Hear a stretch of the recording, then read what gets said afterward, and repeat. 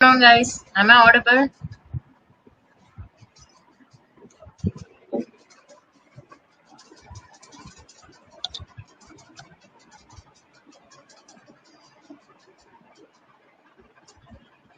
Yes. Okay. Yes. Good afternoon.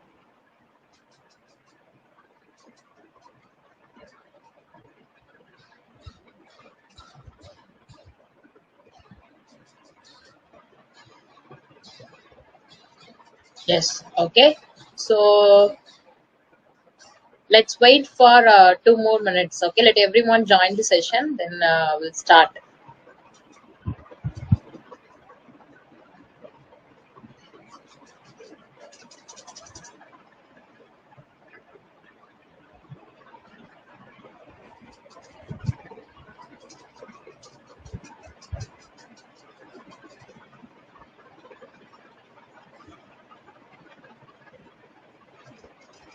Okay. So in meanwhile, in last class, we have discussed up to the structure. Okay. So how to access a structure member with the help of a dot. Okay. We have discussed up to. We have completed up to this dot. So now from today's class, we should start from this arrow, right? So, and you asked me to explain that 2D array, right? So how to pass 2D array to a function, okay? That's also I'm going to explain today, okay? And then after that, let's discuss some linked list, stack, queue, what is tree and graph, all those things. Just refresh all the basics, okay? In case if you are having any doubt other than this means, you can ask.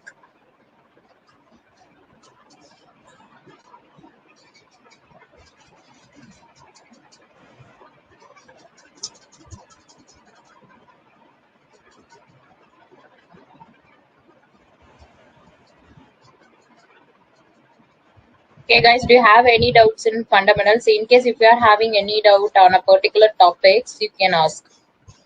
That's also I'll explain here.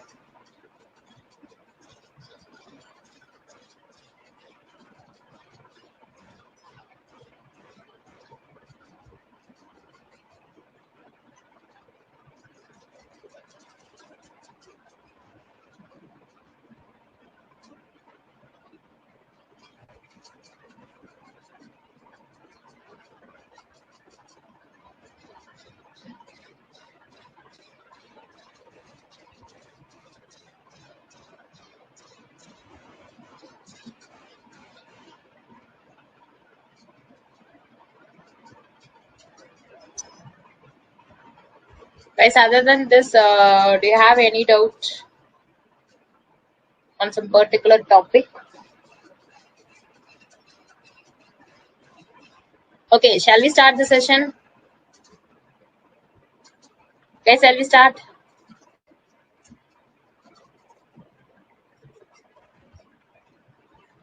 How to reduce the size? Okay, I'll show you the demo. But there is no guarantee for the element that we have stored in that array. Okay, so yes, I'll show you the demo. Recursion and tree. Yes, okay, so let's discuss tree. B tree. See, I'll explain the basic concepts of a tree. Okay, in case if you have a time, I'll explain what is B tree and all those things, or else we'll see this in a following session. Okay, if you want me to explain a B tree, see B tree and recursion, that is, so while solving a problem hereafter from next session onwards, we are going to start solving a problem. So while solving a problem, I will explain it. So that would be better for you. Clear? Okay. So now let's start with this structure. Okay. So in last class, we have solved up to the dot operator. Okay. So we have discussed up to the dot operator. From this session, we'll start from this arrow. Why do we need an arrow? Okay. At one case, if you want to access your structure member using a pointer, First of all, how will you declare a pointer? So first I'm going to declare one pointer here. So I already told you that pointer means you should specify the star symbol before that variable. Only then this treated as a pointer. Okay, so if you declare like this is just a variable. This is just a variable. Okay, that variable I gave a name for a ptr because this is not a pointer. Okay, so you have to specify star operator before this variable name. Only then this one treated as a pointer. Okay, and after that this is going to point my structure, so that I'm going to define this pointer as a type of a same point, right? Okay, so now look at this. We have declared one variable which is going to be the type of a pointer. By the way, this is going to be just a variable. Inside this one, what we are going to store is we are going to store an address instead of storing a data. For that differentiation, we have add a star over here, right? Okay, so now we have declared this variable. I didn't do any initial setup for this one, so that we can call this as a invalid pointer. This is going to be an invalid pointer, right? So same thing, if you declare like this means this is going to be a void pointer. I already told you that void pointer means with the help of this pointer you can store any type of address. That is going to be the advantage of this void pointer. This is just nothing but a generic pointer, right? But for this program we are going to consider this as a point, right? So while declaring a pointer, best is to initialize that pointer with null. What do you mean by null? Null means 0, right? So instead of giving a 0 here, I have used a null. Okay, so now we have declared one pointer. We have initialized that pointer with null. So this is nothing but a null pointer. This is nothing but a null pointer. Okay, so now we have declared it. Okay, so this we have declared this pointer to point something. So our job is to make this pointer to point some data, right? So what I'm going to do now is here I'm going to store the address of P1. See, if you want, you can store P2 also. For some example, I have taken this P1, right? So address of P1, I'm going to store it in the variable called PTR. Now, after that, what I'm going to do now is I'm going to access the P1 elements. I'm going to access the P1 elements with the help of PTR. I'm going to access the P1 element with the help of PTR, right? So P1 is having what? P1 having X and Y, because structure means this is going to be a single piece of data, but actually this is not a single piece. Okay, for system this is going to be a single piece, but but user only knows that this is not a single piece. Inside this P1 we have a 2 data which is in the type of an integer, right? So while accessing, if you want to access your structure elements, if you want to access your structure element with the help of a structure pointer means you can use arrow P1 arrow X, P1 arrow Y. Can I write like this? No, because P1 is going to be what? P1 is a variable. This is not a pointer. So if it is a variable means you should put that. Okay, so PTR arrow X. PTR name itself, see, naming also important, right? Okay, this is not a mandatory, but for a convenient, better is to name a pointer as PTR. Okay, so PTR, now I have accessed this X and Y with the help of this PTR. So look at this, P1 we have initialized with 10 and 5.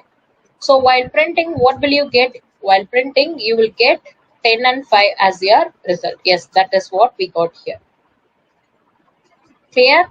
Okay, so this is how you can use the arrow operator. On other hand, what you can say is, listen, PTR, this is one option, PTR. Okay, why did we use arrow operator here is because PTR having address of a structure.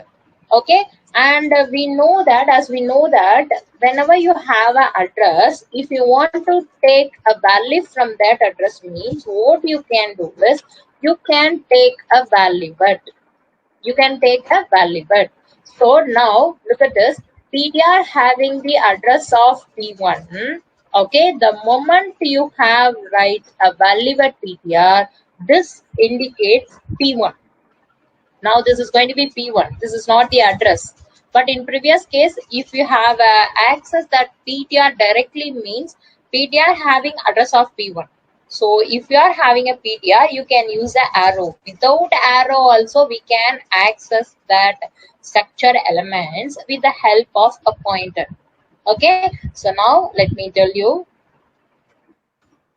So what you can do is value at PTR. First, you have to solve this one. So that when I have placed that inside a braces. And after that, you can use the arrow. Both are same.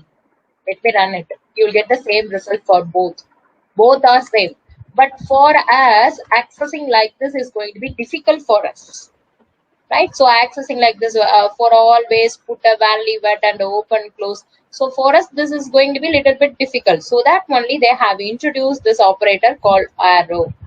So that only they have introduced an operator called arrow. But without arrow also, we can access our structure elements through a structure pointer. Right? Okay. So this is the reason we have to be comfortably handle a pointer. We should know how to access some data from my address. So this is the basic of a pointer. If you are strong in pointer, you can write like this. Clear? Okay. Okay. Nested while loop. See, nested while loop and nested for loop both are similar. Okay, if you want, I'll explain that. I'll see. In yesterday's class, we have discussed nested for loop, for inside of for. Right? So nested while is also similar to a for. Both execution is going to be same. Okay. Why did we declare? See, that is not a declaration. I have initialized my PTR as a null. While declaring a pointer, I have assigned this. I have initialized my pointer as null. The reason is if we didn't give any initial setup means this is a variable means initially this having some garbage value. Initially had this variable having some garbage value, and if this is a pointer means that garbage value is considered as the address. So that only I just set this as null. Dot in pointer. Okay, let me explain it. Okay, let me explain you with the execution step, so it would be easy for you to understand. Right? Okay, listen. Print of %d address of P1 comma PTR. First of all, both are equal because address of P1 we have assigned it to the variable called PTR. Okay, look at this. Both having the same address. Okay, now next what we are going to do now is one option is PTR. Okay, PTR having what address of P1. Okay, that is now that's what I have displayed now. Right, so now what I'm going to do now is P1. So P1 will gives you what P1. This is a variable. Okay, so now PTR, as we know that PTR gives you the address. Let's see. Let me print it. So what is this?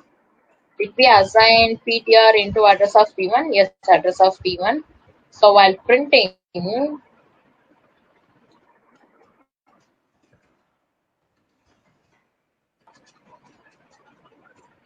let me print this PTR alone.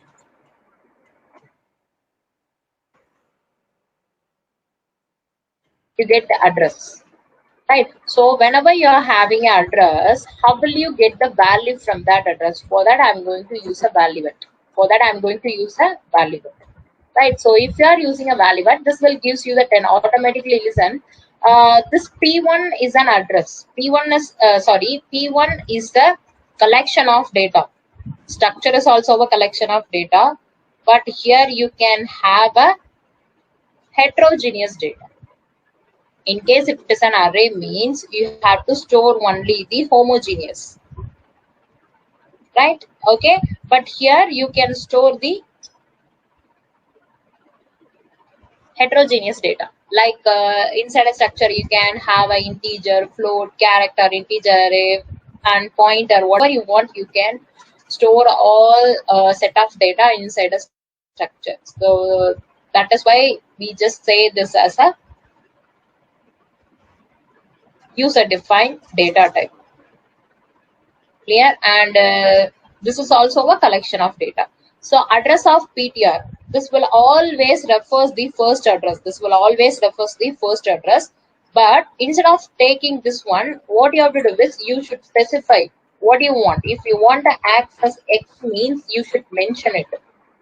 See, generally, how will you access our structure element? With the help of P is P1.x, comma P1.y. This is how we'll access with the help of P1. Right, so P1 is a variable, so that only I have used dot. In case, if you want to access this X and Y, so listen, for some differentiation, let me change it with 110 and 50. Let me run it. Look at this. You will get 110 and 50. Right, okay, so this is the way you can access your structure member through the structure variable. So the next one is going to be, I'm going to access this X and Y through a pointer. If you're having a pointer means you have to use the arrow operator. You have to use an arrow operator. Let me run it. Yes, I forgot to place a new line. Let me place a new line right now. Yes, both are same, but here we have used a variable, here we have used a pointer, so that only we have used arrow. This is one option. Without using this arrow also we can access. How will you access it? So for that, printf %d, comma, this is a pointer having an address. So I don't want address, I need a value that that which this pointer, actually this PTR points P1. Instead of this address, I just need that P1. So that I'm going to place a value at PTR. Okay, so value at PTR, this one will gives you the P1 instead of address of P1.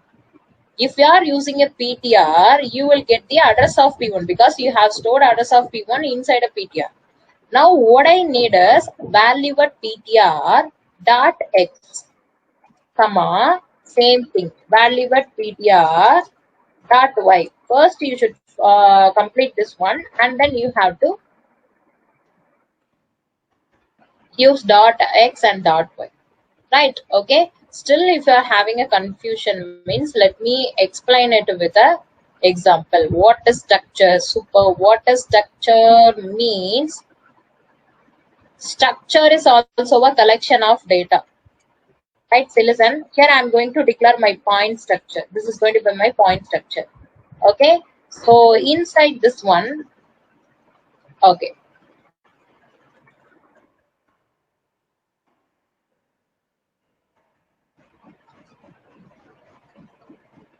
So this is going to be my P1. P1 means inside this will have a 2 box. Inside this also will have a 2 box. One box is having X and another one box we have named this as Y. This is a collection of 2 boxes. Okay, so these 2 boxes are, we have mentioned this as an integer. We have mentioned this as an integer. Right, so for example, if this is 2000 means this is in 2004 because this is going to be a an integer data. Inside this one we have stored 110 and 50. This is what going to be our X and Y.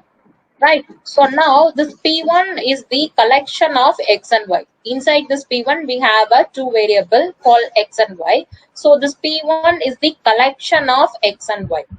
Okay, see, if you want to access this X means you should mention it P1 dot X because this P1 is not a single piece. And if you want Y, how will you access P1 dot Y? So P1 dot X, this one will gives you 110. P1 dot Y, this one will gives you 50. Right? Okay. So this is going to be a data.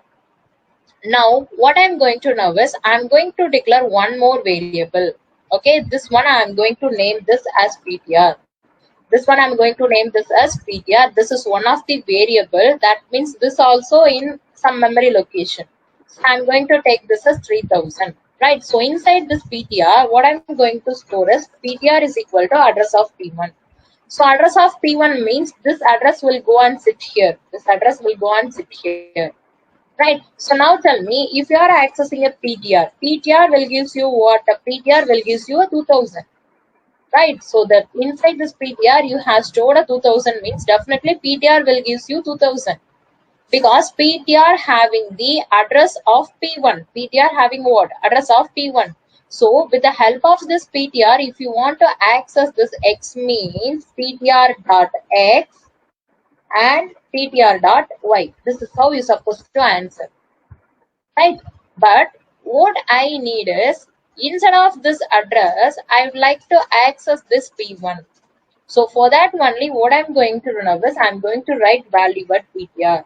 So if you write value at PTR means this is similar to P1. This is similar to P1. The moment you have used a value at operator which is similar to a P1. So if you are having a P1 means how will you access your X? You can use a dot. So both these points are same. Okay, so the first step what we have done is I have convert this address into a data. For that one I have used a value. This is what I have done here. Okay, I hope I make it clear. Okay guys, do you have any doubt in this?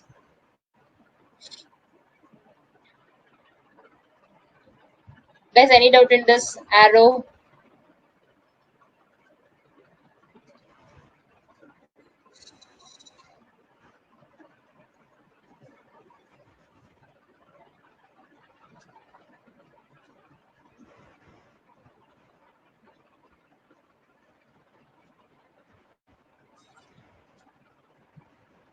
Guys, do you have any doubt in this?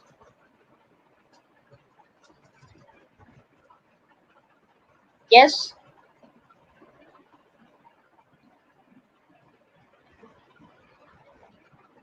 Okay, so next. Okay, so the next one is going to be now we are going to calculate size of a PTR. So now PTR percentage D, comma, size of P1. What will be the output for this one? Size of P1. Now tell me what will be the output for this one. Okay, let me delete all these things.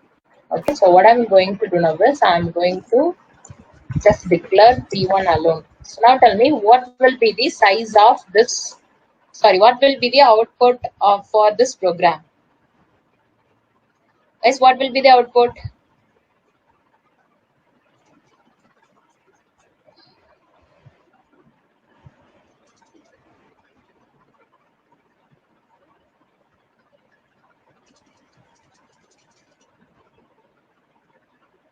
Okay guys, what will be the output?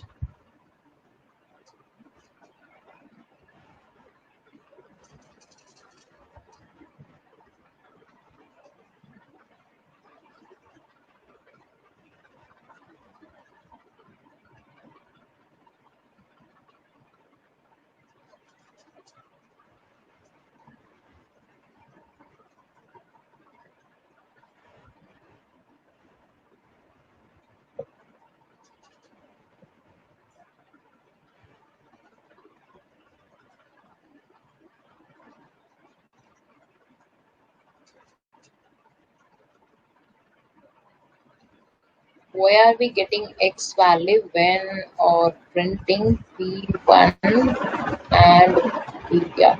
See, okay, super. Listen, the reason is P1 is a variable. As I told you that P1 is a variable. Okay, while printing a pointer, definitely you will get an address. But while printing a P1, you will get the first data value because this is a variable. This is not a pointer. In case if it is a pointer means you will get a address. But this is a variable means definitely this will gives you the starting value. The starting value is an integer. At the same time, I have print this as a, I have print this P1 with the help of the format specifier called percentage %d, right? So what you should know is P1 is a variable.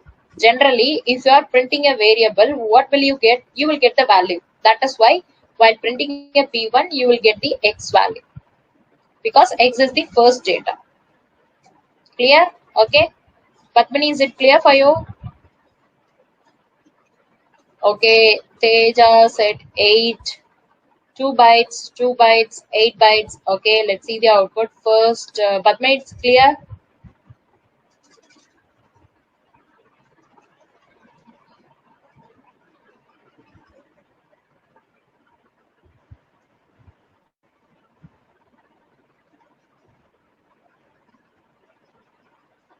Yes, okay, thank you. So now let's see the, let me run this code. Let's see the output. Look at this 8. Why did we get 8? Right? So listen, P1, P1 having a 2 variable. Okay, see, now only I will show you that inside this P1, we are having how many variables? We are having a 2 integer variable. So for storing a 1 integer, we need a 4 bytes. Okay, so likewise inside this one, we have a 2 integer, means definitely this structure is going to take 8 bytes of memory for storing these 2 integer. Structure is going to take the 8 bytes of memory for storing this one. So that only got 8 as the output, right? Okay, so now let me add one more variable here. Okay, so let's change this as demo. Likewise, here also I'm going to change my name demo, right? Okay, so now tell me what will be the size of this structure? What will be the size of this one? What will be the size of this one?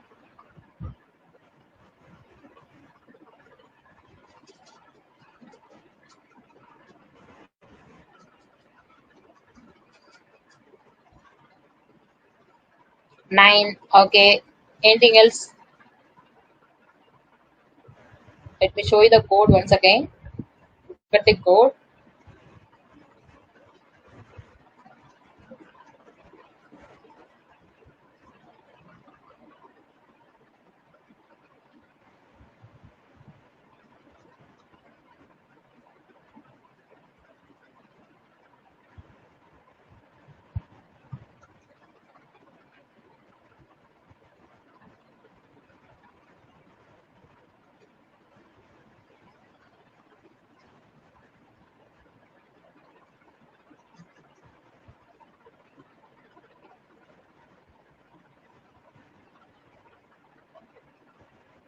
What will be the output? 8, 12. Okay, 9, 12. Okay, super. Let me run the code. What do you got is 12. Okay, super. See, listen. I got some answers or 9, right? So you thought this is going to occupy 1 byte, but actually what system does is system is going to occupy 4 bytes of memory instead of taking a 1 bytes, right? Okay, so now listen, I'm going to change it, shortened. Okay, so now tell me what will be the output for this one. I have changed this as shortened instead of declare it as an integer. So now tell me what will be the output for this one.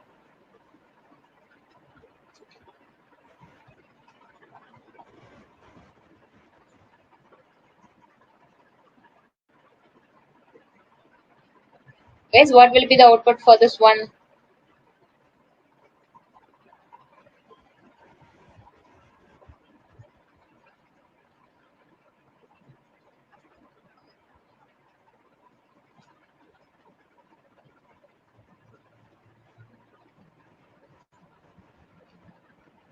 Six. Okay, super. 6, 12.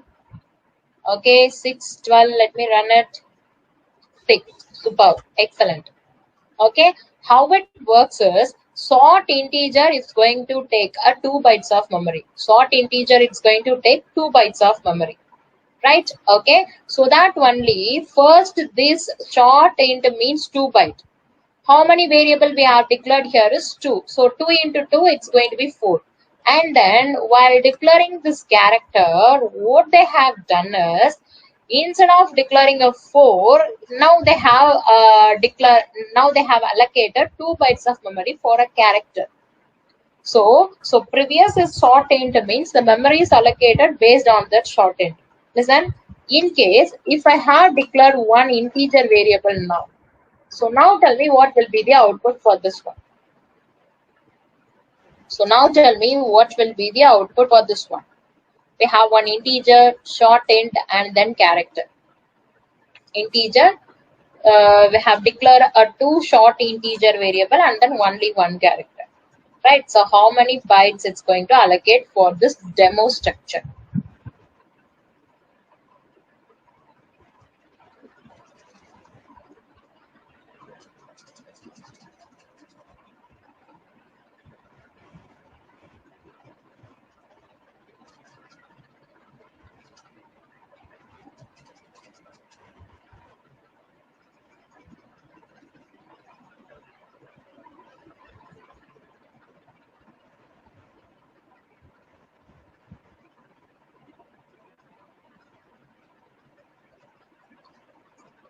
Okay, what will be the output for this one? 16. Yes, maximum answer is going to be 16. Okay, super. Let me run it. 12. Why did we get 12 here? Okay, integer is going to occupy, generally integer is going to occupy 4 bytes. Okay, likewise, this one is also going to occupy 4 bytes. Okay, so now this character, for this character, they are going to take the integer instead of this short int. Right, so listen, 444, you have assumed that 444, right? But the result is going to be 12. Okay, so listen, 4 plus 4 is 8 and this is going to be 12. Okay, super. But you said, do they depend on 32-bit or 64 processor like this? No. See, that is based on the compiler. This is going to be based on a compiler. If you are using a TC compiler or a Turbo C compiler, TC means Turbo C compiler or GCC compiler. Okay, there is a difference the difference is there based on the Turbo C or GCC compiler. This is not a processor, based on the compiler. Clear? Okay, so as you said 16, but here the allocated memory is going to be what? 12. 4 bytes. 2 plus 2. Here this is 2 plus 2, 4 bytes. Okay, so here they are going to take, see, in case if we have assigned 2 means you'll have totally 10, but look at this 10 is not in the multiple of 4. Generally while doing a memory allocation, they try to allocate the memory in the multiples of 4. Okay, so here you have an integer means instead of allocate 2 bytes for this one, they are going to allocate a 4 bytes. So that only we got 12 bytes as a result. This is the process called memory padding. This is the process called memory padding. Okay, while allocating a memory for a structure, they are going to do a memory padding. Right. So listen, if I have declared one more character variable, okay, let me declare it here also. If I have declared one more character variable, so now tell me what will be the output for this one. So now tell me what will be the output. I have declared one more character variable. What happened if you use Pragma Pack? What do you mean by Pragma Pack?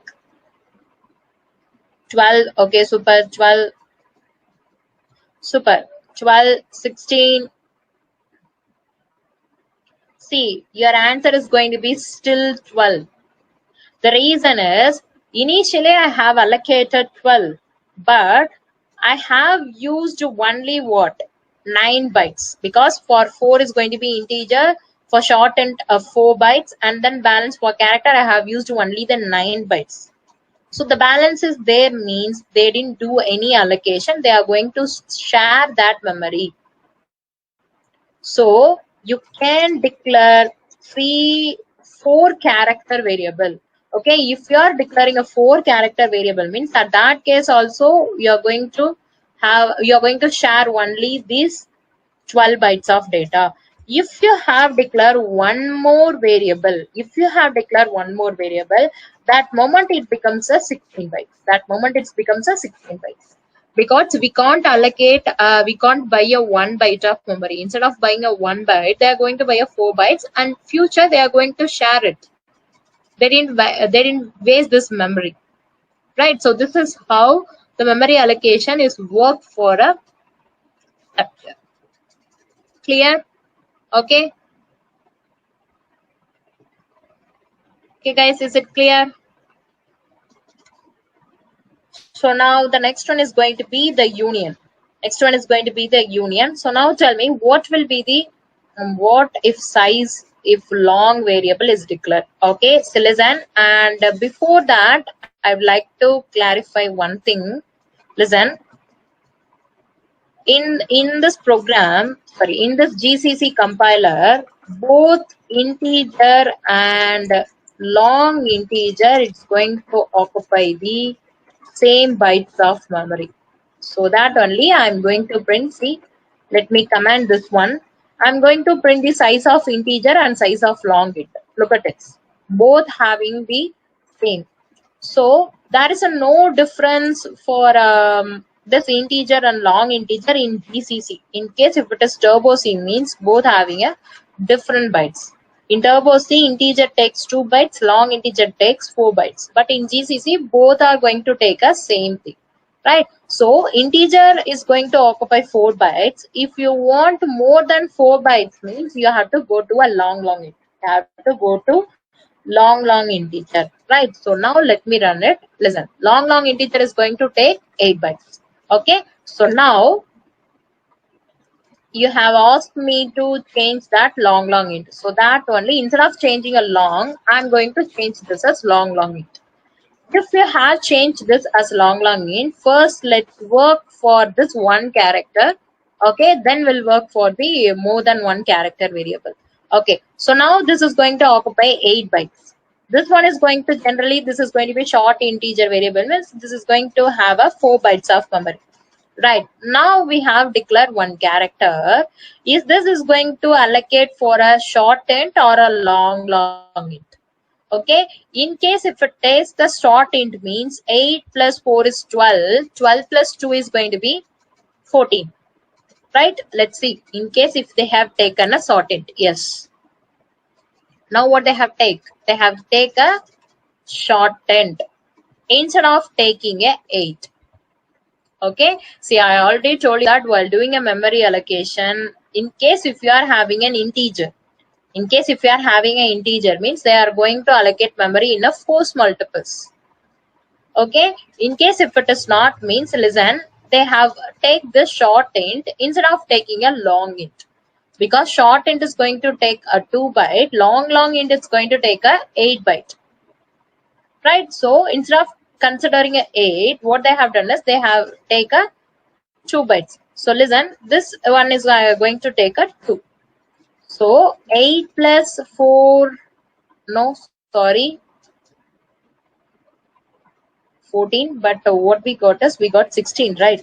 Okay, so here what they have taken is they have taken a 4. So 4 plus 4, 8 plus 4 is going to be 12. 12 plus 4 is going to be 16. This is what happened if we have declared a long int. Okay, so if you are having an integer or a long integer, but system is going to take for a 4 bytes. But if you are having only a short int,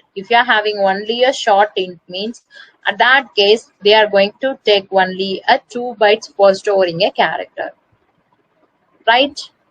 Okay.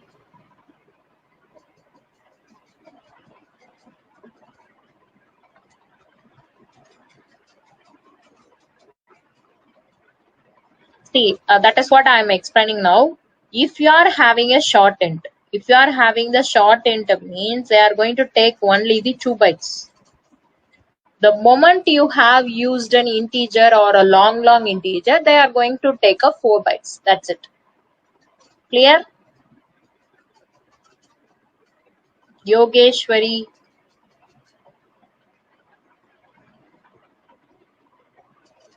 See, this is how they have designed our processor.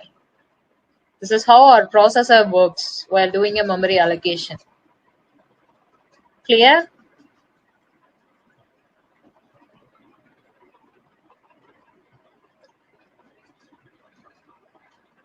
Yes. Okay. So now let's back to union. Right. So what do you mean by a union? Now better is to take the same thing. Okay. Let's take the same one. If it is a union means what you have to do is you have to set this as you have to use the keyword called union. That's it.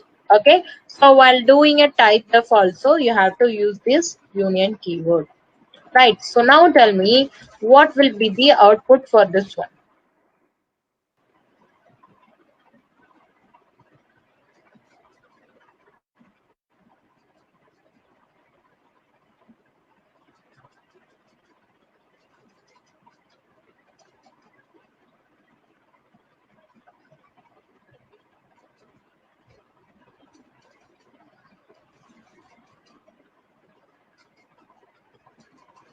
Guys, what will be the output for this one? 8. Okay, super. So let me run it.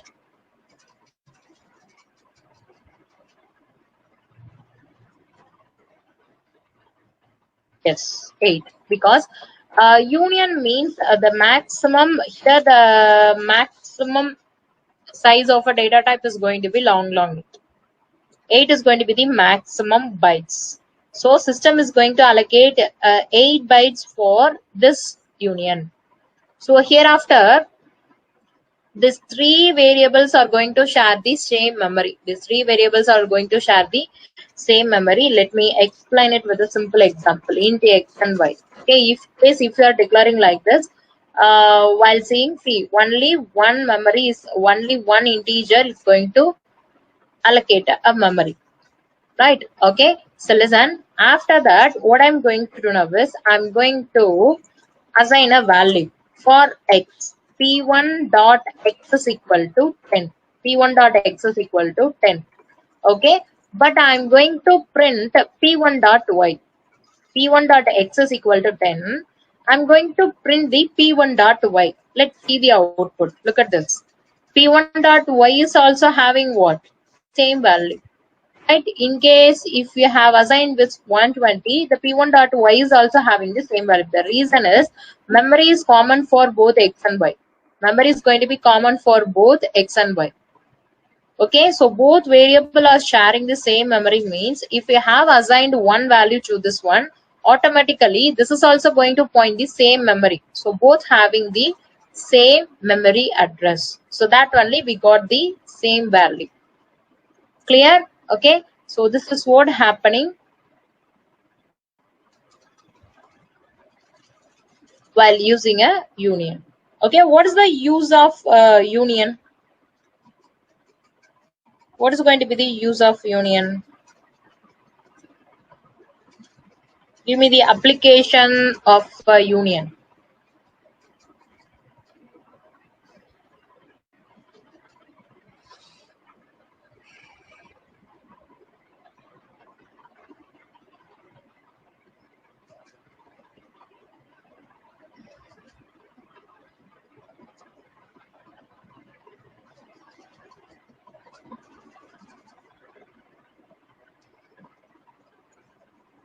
Guys,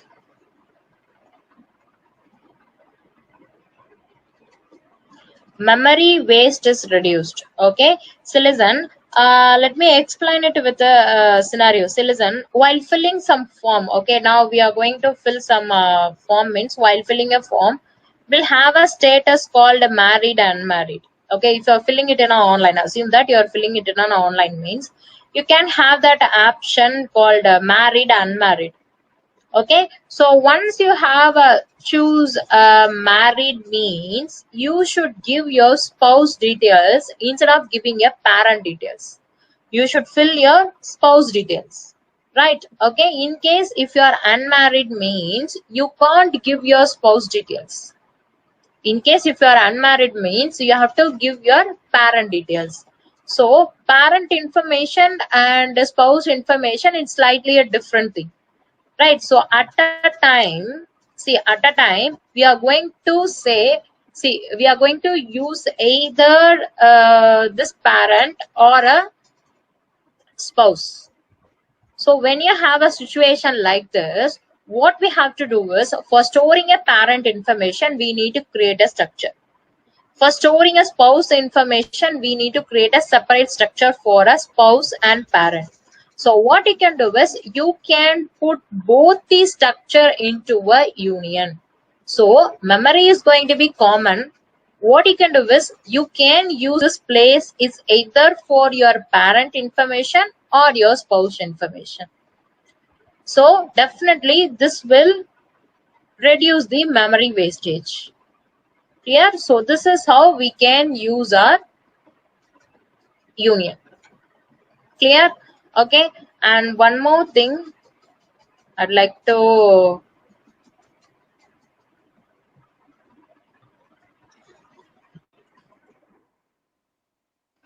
listen.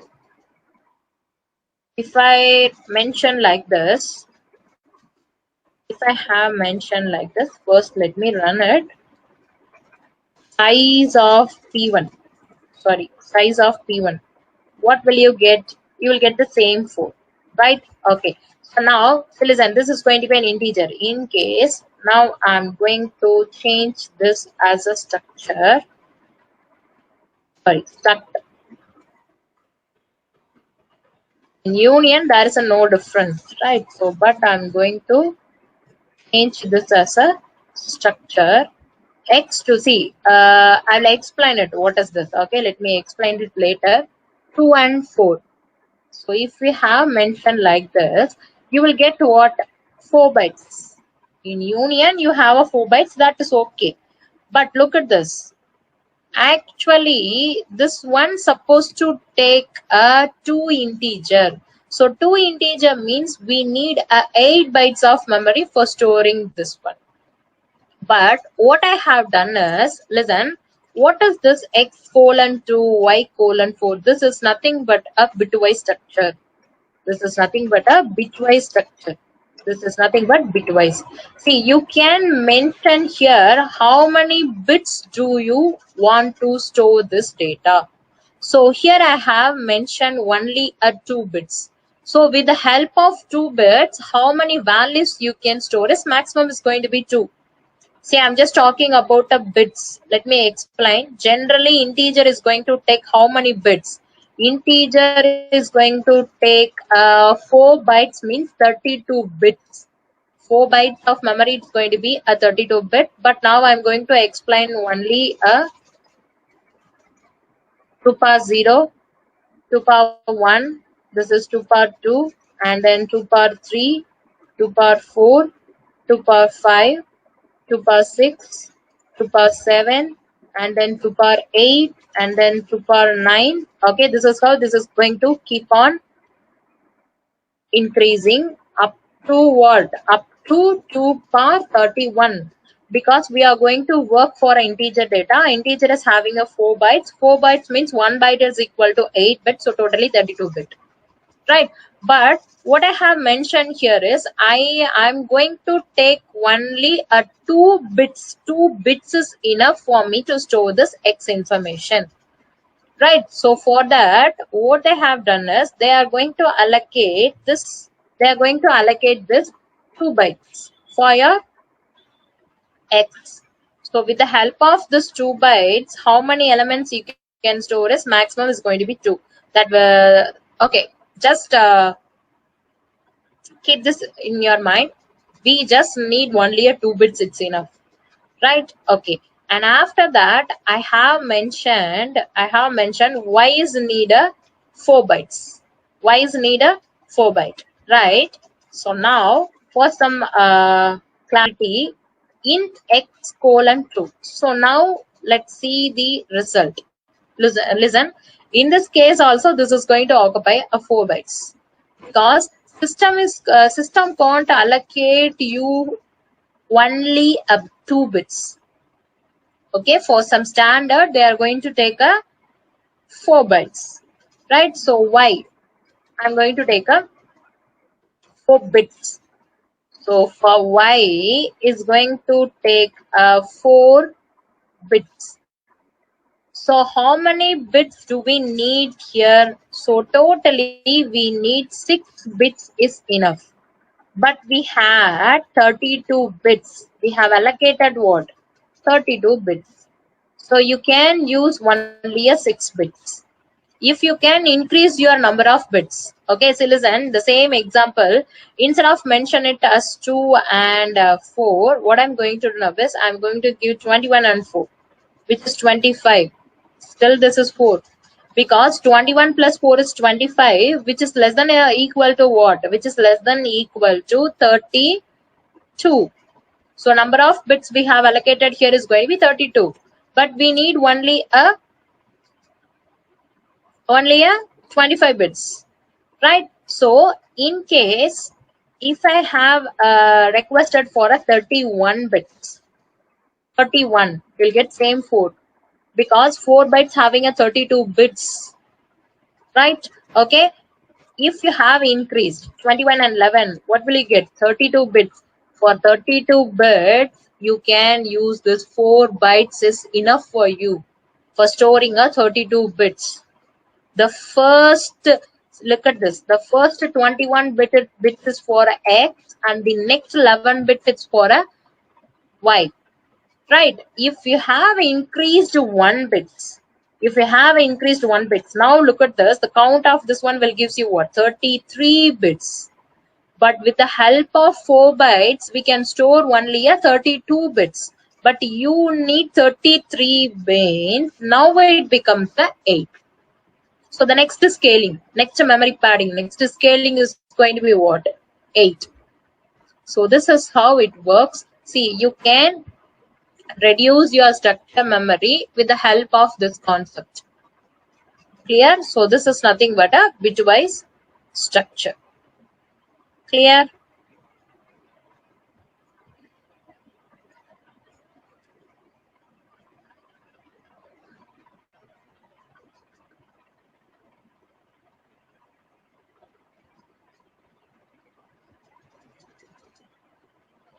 Guys, this is clear? Yes?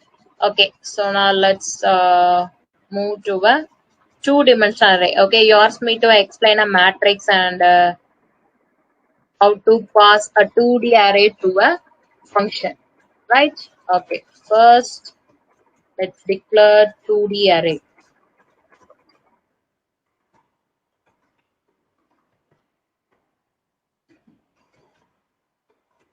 For that we need a 2 dimension, right? So single dimension means single array means, that means 1 dimension array, single dimension is enough. Okay, for 2 dimension we need to get a 2 dimensions from my user. That is what I have done here, and after that I am going to create an array with the size of n cross m. Okay, and after that I is equal to 0, or on the other hand you can say r is equal to 0, or less the number of rows is going to be denoted by this n, like this number of columns. C is equal to 0, c less than m, c plus plus. Okay, so inside this I am going to write a scanner, address of matrix of RC. That's it. This is similar, right? So once you have get a matrix from user, next what I'm going to know is, first I'm going to just display that matrix. After done a scanning process, after that I'm going to display it. While displaying also, You need to traverse the entire row. While changing a row, we should give a new line, because every row you should print it in a separate line, right? So C is equal to 0. So number of columns, you can get it with the help of M. So inside this, I'm going to write a printf mat of or C, row column, or else IJ. Okay, while getting a data, don't give any space. So let me run it. I'm going to give 3 comma 4. While giving a data, 3 cross 4 means how many elements you can totally store inside this matrix is going to be a 12 elements. So what I'm going to do is I'm going to continuously give a 12 elements for storing. It need not to be in contiguous order. So this is what our matrix. See, while printing, there is a problem. Okay, if you want to do a proper printing means, here I'm going to use a 2D. 2D means width. I have used a width 3 cross 4. Now with this one will get print properly. Well, look at this. So 3 cross 4, 3 rows and 4 columns. So now we have done this process, right? So next to what I'm going to do is, see, I have write this display code inside this main function. But what I want is, I would like to pass this to some function. I would like to done this job with the help of a function. So for that, what you have to do, you have to declare one function. For that function, we can pass this matrix information. While passing a matrix information, what you can do is you should pass your n and m, right? So that is what we are going to know. Okay, before start doing this, do you have any doubt up to this, guys? Do you have any doubt up to this?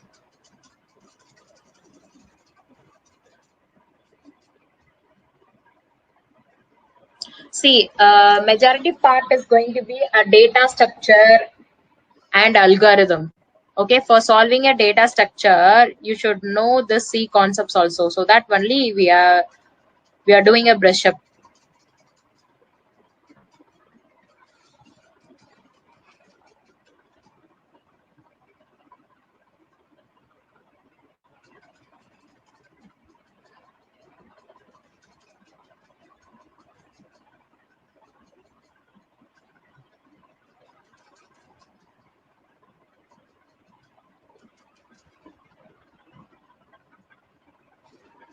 The percentage 2D is for while printing.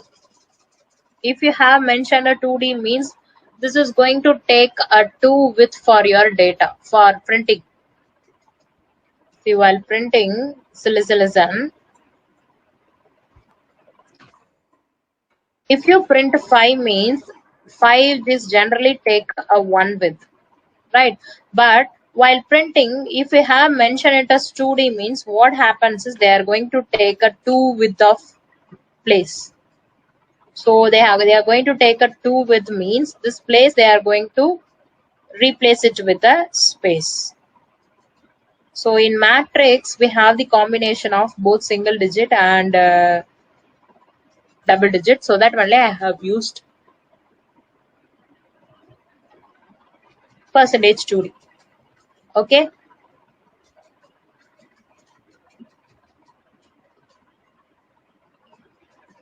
In bit fields concept, if index x is 5 and y is 11 means what is the size? Same is going to be 4 bytes. Daniel, it's going to be a 4 bytes because 5 bits plus 11 bits. This is going to be what? 16.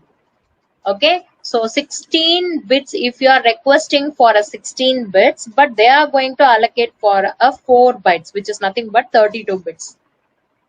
Clear?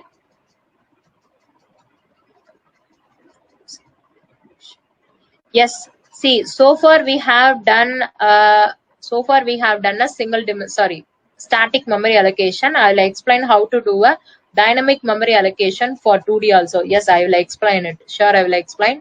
Okay. So now next what I'm going to do now is I'm going to declare one function for printing this thing. For printing this one, I'm going to declare one function. I'm going to name this as a display matrix. So inside this, what you have to do is you should read a matrix. Listen, as we know that while passing an array name it's always gives you the first element address. In case if it is a single dimension means we are going to place a single star. But this is going to be a two dimension. What I'm going to do now is I'm going to place a star star and the next one is going to be n and then m. Okay, so inside this you can write your entire code for displaying it. Take the entire thing and place it here. Okay, so now you have to declare your R and P here. That's it. Right? Okay, so now from here, from this main, I'm going to call this function matrix. For that, I'm going to pass mat n comma m. Right? Okay, so let me run this. 3, 4, 1, 2, 3, 4, 5, 6, 7, 8, 9, 10, 11, 12.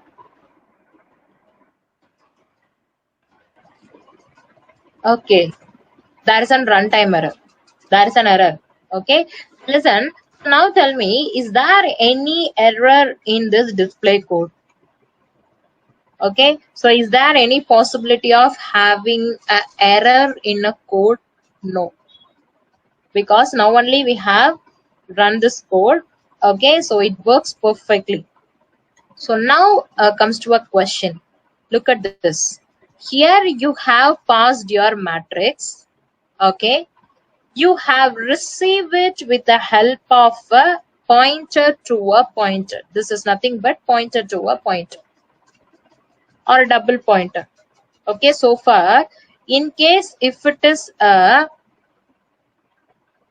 two-dimensional pointer. So now my question is this two-dimensional array is equal to a pointer to a pointer? Is this two-dimensional array is equal to a pointer to a pointer? Definitely this is not. This is not equal to a pointer to a pointer, because if you have received it with the help of a pointer to a pointer, this is just a pointer. This is just a pointer. This is not works like a two-dimensional array. This is a pointer. This is not work like a 2D array. For that, I'll show you one demo. Printf %d mat. Mat will gives you what? Starting address. I'm going to add 1 to this one. Okay. So if you have printed, I'm going to print this inside a main. 3, 4, 1, 2, 3, 4, 5, 6, 7, 8, 9, 10, 11, 12. Look at this. So the difference between these two addresses is going to be what? The difference between these two addresses is going to be, I think, 16, right? Yes. So the difference between these two addresses, see, I have add 1 to my starting address. So the difference between these two is going to be what is 16. So difference between these two addresses is going to be 16. Listen, see, this all comes under a pointer. Boundaries to the function if it's more than 1D. See, what do you mean by boundary? Which program types?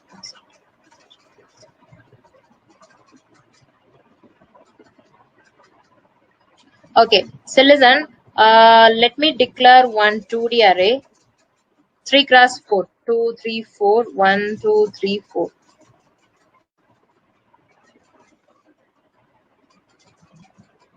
So 0, 1, 2, 3, and this is also going to be 0, 1, 2, 3. So listen, instead of writing a data inside this box, I'm going to write an address. Instead of writing a data, what I'm going to do now is I'm going to write an address. 2000. This is going to be 2004 because this is going to be an integer array. 2008, and then this is 2012. Okay, and then this is going to be 2016. This is going to be 2020, 2024, 2028, right? And this is going to be 2032, and then 2036, 2040.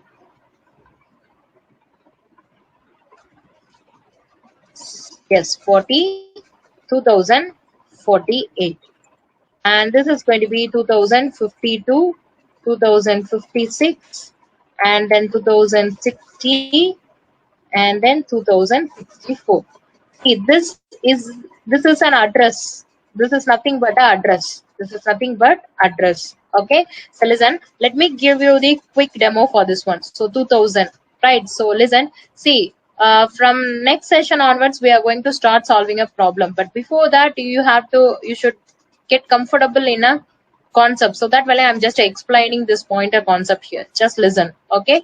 So 2000, it's going to be my starting address. 2000 is going to be my starting address. If you add 1 to it, it takes you to the next row. It takes you to the next row, so that only you got 16 difference.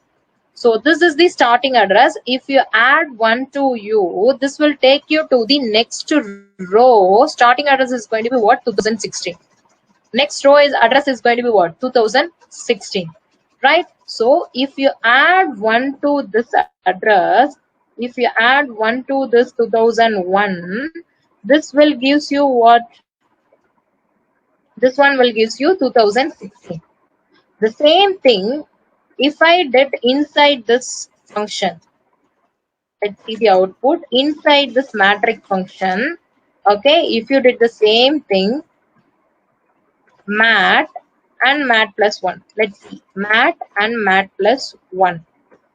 Okay, so this is inside. So what I'm going to do now is, okay, after this also I'll give one backslash. Okay, this is inside a display function and this is inside a main function. P4 1 2 3 4 5 6 7 8 9 10 11 12. Listen, the starting address is same, but look at the difference. Inside a main, if you add 1 to it, that will take you to the next row address. But inside that function, if you add 1 to the starting address, this will take you to the next element address. There is a difference.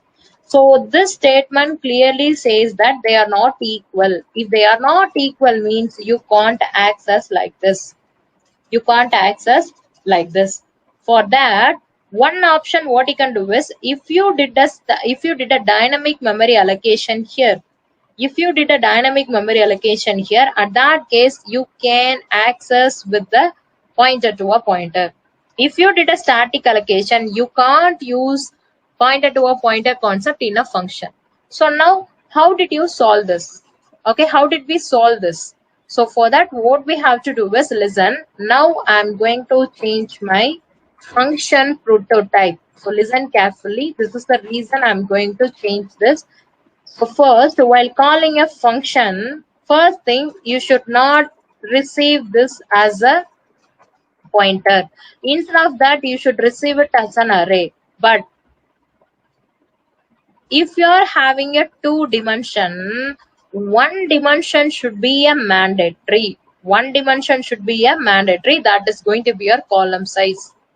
Okay, if we know the number of elements in a column, with the help of that we can easily find number of columns or number of rows are there in this matrix. So 1 should be a mandatory. So here you should give some value. You can't leave as it is. Listen, if you want, if I run it, this definitely this will give you an error. So for that, what you have to do is, one option is you can give a 10. But in case, if my test case is having more than 10 column means, at that case, this will give you a problem. At one thing, what you can do is you can give a maximum value. If you have given a maximum value, at some case, this is going to be a memory wastage. So what we can do is, one option is going to be, better is to mention n cross m. But if you want to mention like this means, these two parameter you should declare, sorry, you should mention before this one. So only then you can write like this. So now while calling a function, what you have to do is, first you should pass n and m. After that you can pass a mat. Right. So now let me run it. Now it works perfectly. Yes, look at this. Now it works perfectly. So if you did a static memory allocation, if you did a static memory allocation inside a main, this is how you supposed to receive your parameter. Otherwise it won't work. You can make this as work. For that, again, you should know some pointer arithmetic concepts. See, I don't want to get into that, so that only I just explained this one to you. Clear? So this is one option. And the next one is you can do a dynamic memory allocation for this one. If you did a dynamic memory allocation, you can go with that pointer to a pointer concepts also. Right? Okay. So next we'll get into that pointer to a pointer concept. Okay. Okay. You want me to show? Okay. Listen, this is what the program. This is what the entire program. That's it. Okay. Listen. For you, I just delete all the unwanted lines. Yes, this is what our entire program. While calling, I just pass n comma n and matrix. So in the order I have received it here. That's it.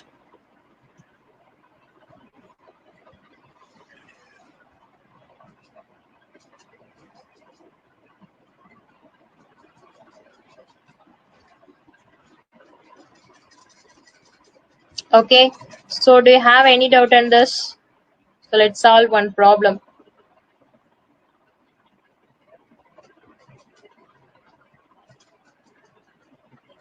Okay. Let me show you this one. Okay. So take a notebook. Okay. Solve this program. I'll give you 1 minute for this problem.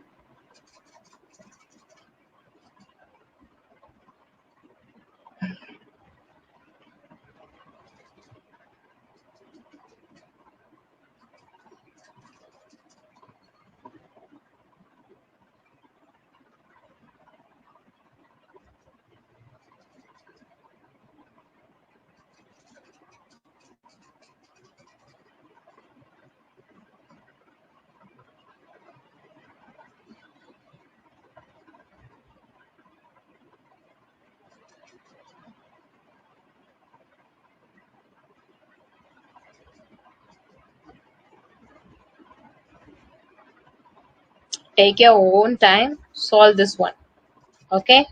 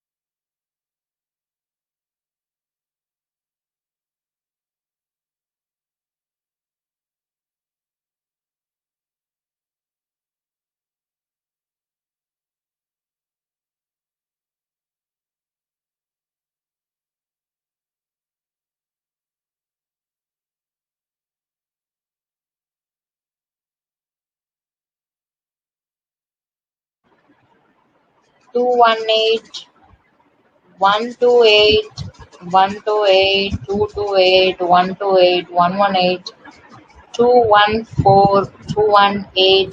Okay, so let me run this code. First, let me command all these options. Okay, so let's run it. 148. Okay, so 218, 128, 128, 228, 128, 214, 218. So the last answer is going to be 148. Yes, 148 is going to be the correct answer. See, this clearly shows that still you have a problem in a pointer. Okay, so that is why I'm just explaining how to handle a pointer. You should know all these pointer concepts. Okay, so you should know how to do a dynamic memory allocation and how to handle a 2D array. So you should know all these concepts to solve this kind of problem, right? Okay, so let's take 10 minutes break. Okay, after break, let me explain this problem. I'll explain it. After break, I will explain it. Okay, so let's take 10 minutes break, guys. We'll start the session at 3:32. Okay, guys, let's take 10 minutes break.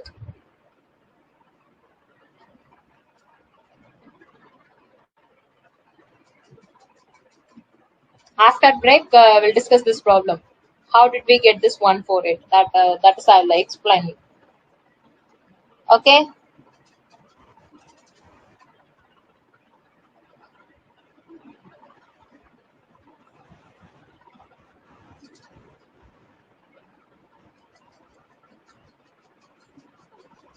guys, kindly acknowledge me. Shall we take a break?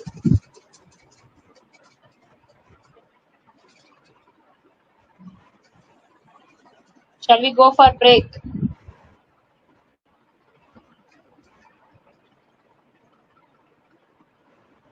Yes, yes. Okay.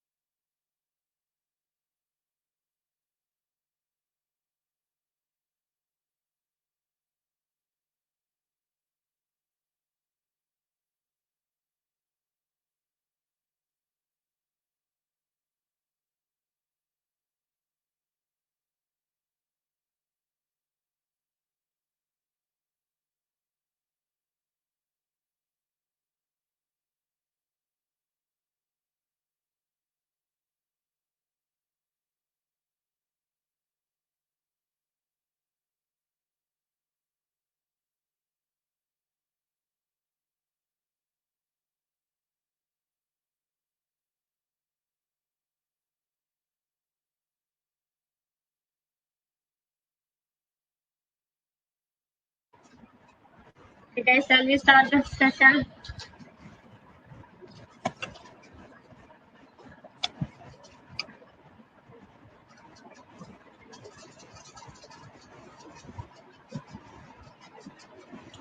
Guys, shall we start the session?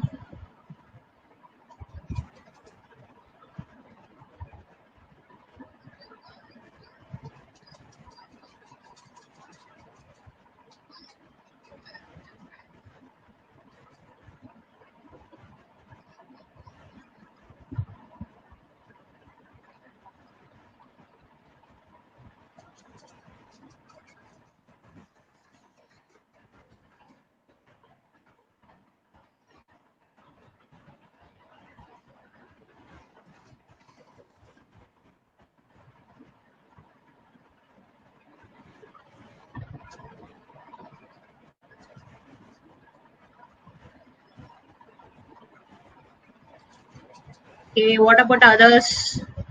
Shall we start?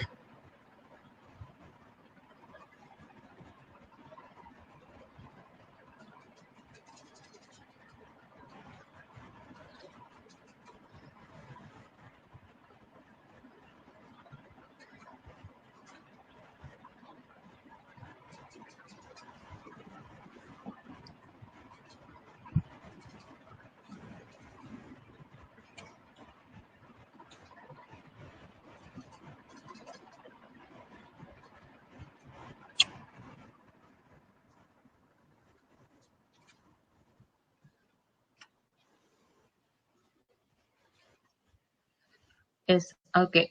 So let me explain this problem. First, let me show you that. Okay. So this is here they have declared one integer array and they have initialized with 1, 4, 8, 12, 16. Okay. So first what I'm going to do now is let me draw one diagram for storing 1, 4, 8, 12, 16. Right. So this is going to be an array.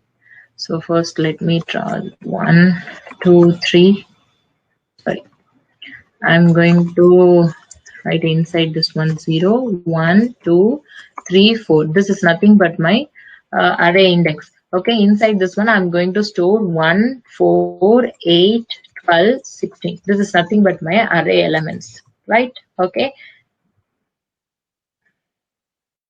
After this, what we are going to do now is see along with this, what we have to do is we need to write a memory location also, because here we have used what? We have used a pointer.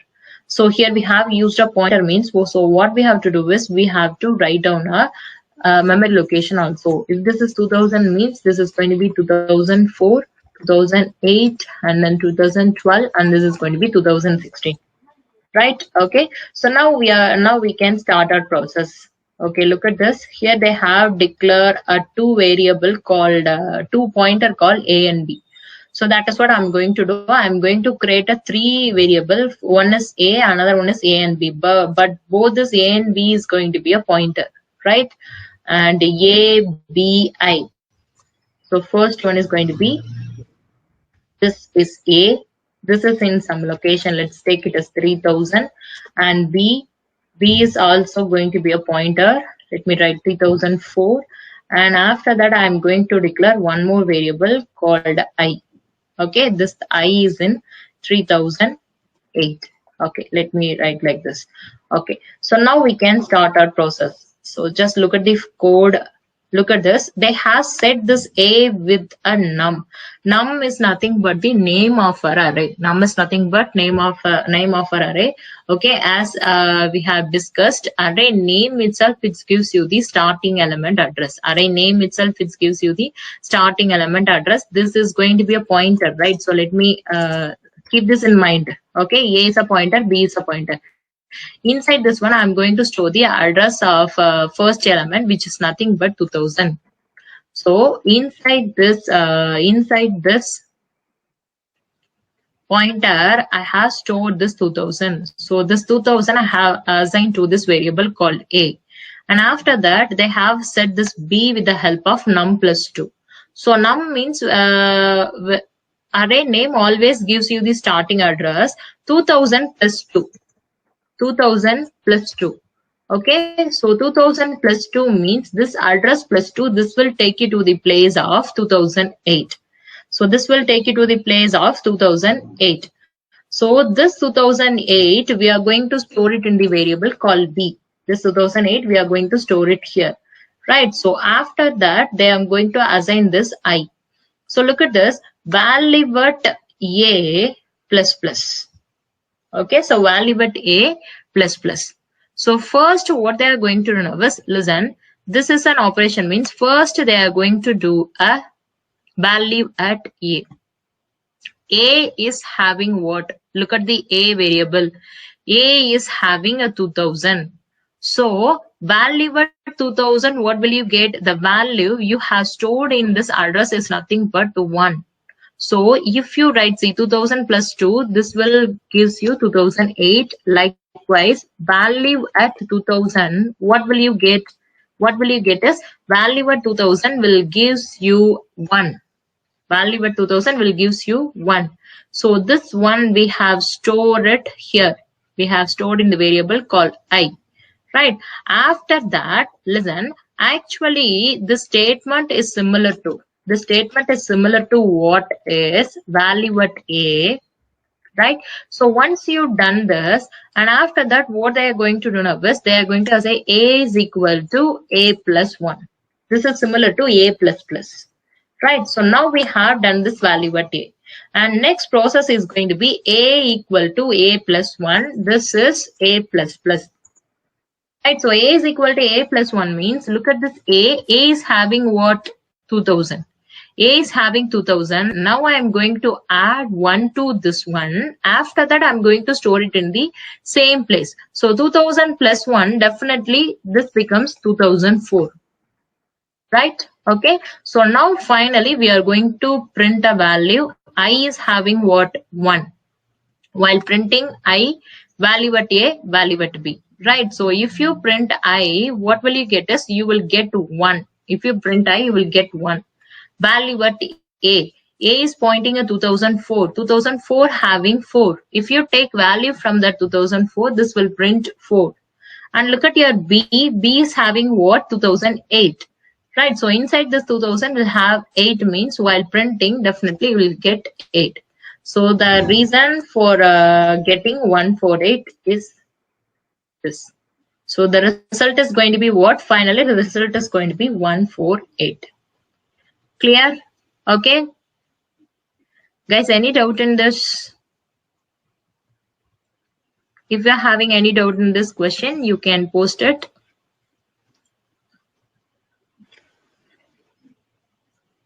Guys, is it clear?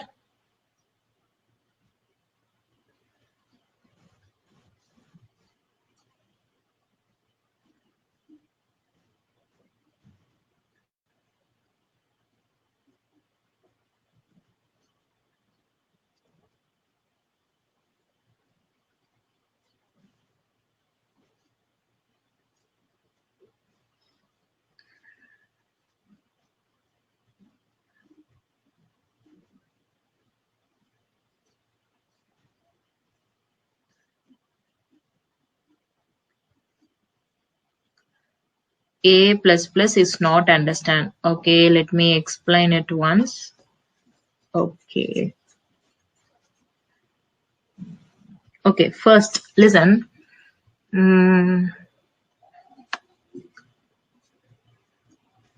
Let me command all these things.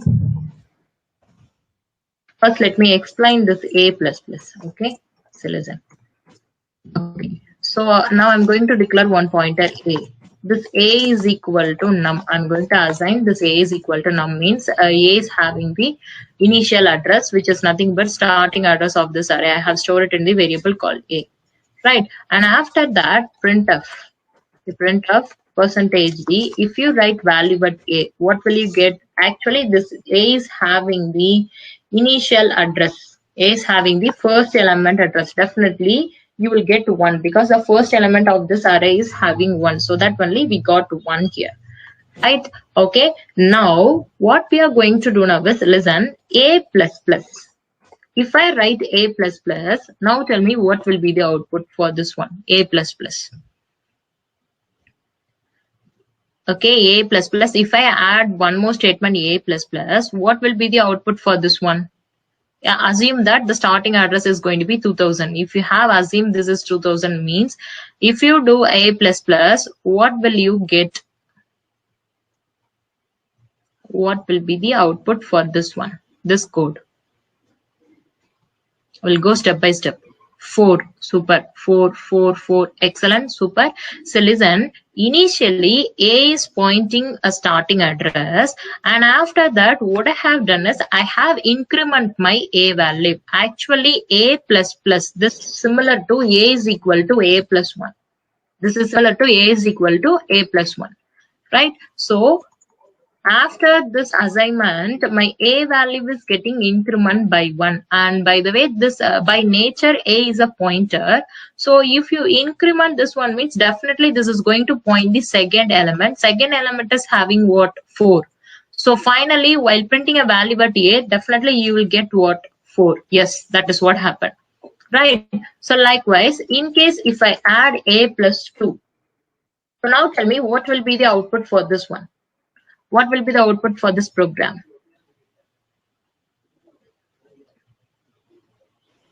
What will be the output for this one?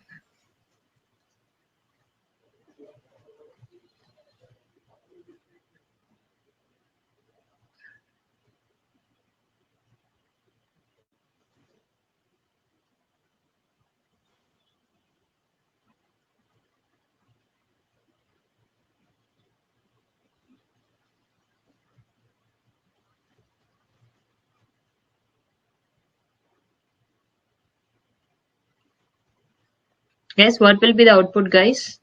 8, 1, super, only 1.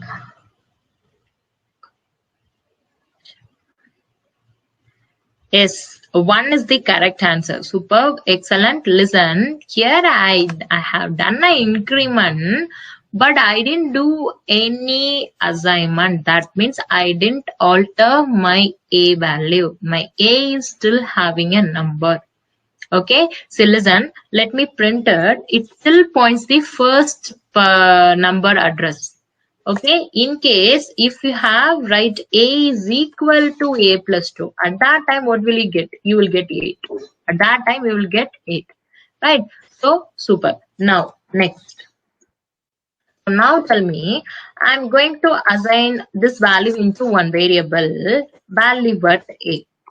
So if I print I and value at A, what will be the output for this one?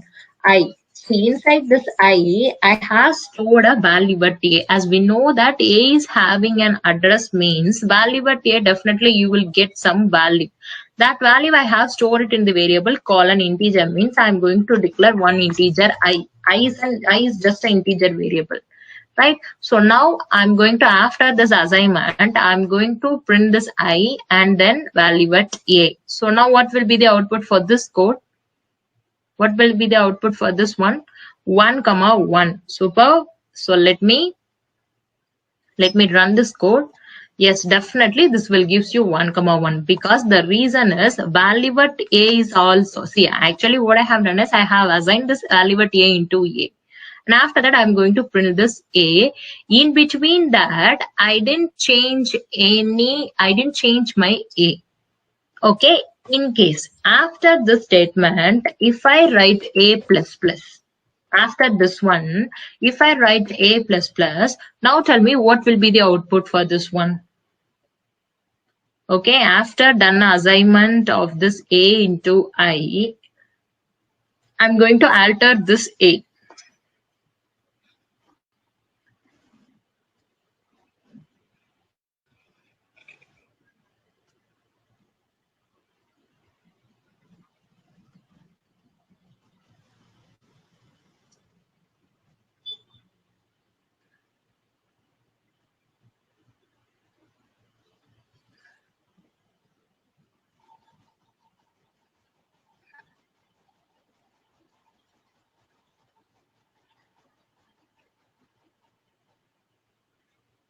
What will be the output for this one? 1 comma 4. Okay, 1 comma 1, 1 comma 4. Yes, superb. The answer is going to be what? 1 comma 4. Superb, excellent.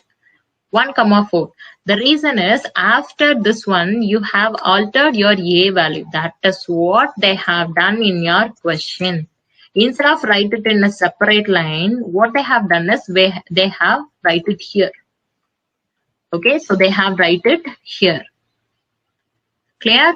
Okay, so now tell me what will be the output. The output is going to be same, 1 comma 4. That is what you got. Yes. Okay, instead of write it in a separate line, what they have done is they have combined these two in a single statement. That is the reason we got 1 comma 4. Right? Okay, guys, is this clear? Why did we get 1 comma 4? Got it?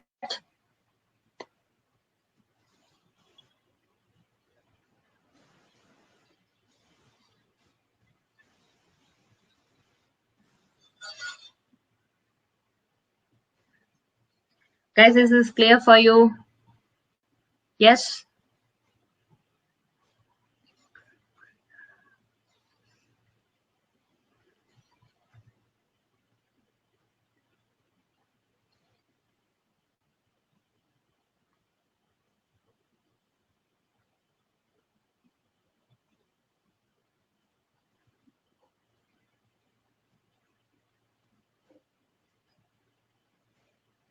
Clear?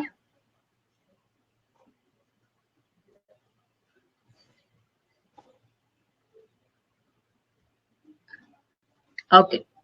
So listen, now I'm going to alter this question. In case if it is a pre-increment,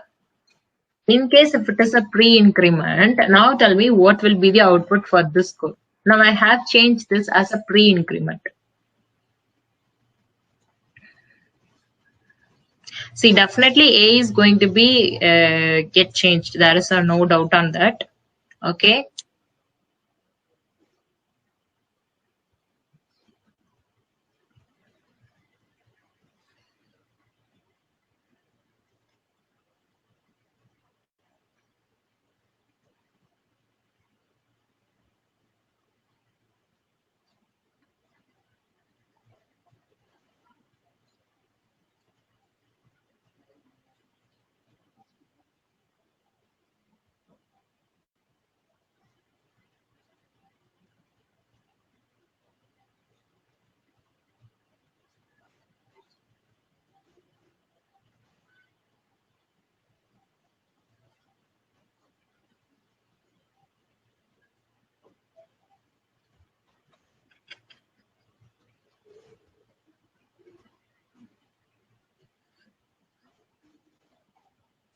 Okay, so what will be the output for this one is 4 comma 4. You said 4 comma 4, right? So let's check that.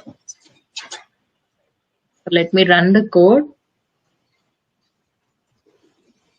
Yes, super, excellent. Okay, so now I hope you understand it properly, right? Super. So first what they have done is they are going to alter your A first. So after altering A, they are going to apply this value at A. So initially A is pointing a 1. So once you have completed this, A is going to point a 4. After that, if you have take a value at 4, definitely this will gives you a 4 as a result. Super, super, excellent. 4 comma 4 is the correct answer. Super. Everyone gave the correct solution alone. Super, super, excellent. Okay. So now let's back to, okay, let's solve one more problem. Okay. So what will be the output for this one?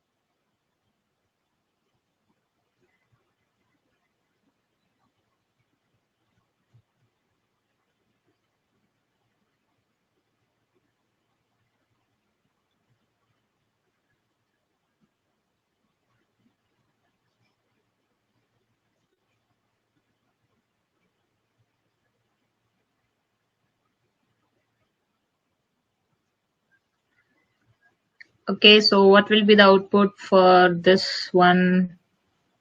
3 error, ma'am. Why? Because conditional operator, we can't use printf statement since it's not an expression. Conditional operator, we can't use a printf statement since it's not an expression. Okay. Okay. Error. Okay. So first thing, let me run it. This one will gives you a error. Okay. The reason for this error is going to be, if this is a printf. Okay, do you think printf is going to be the reason for having error?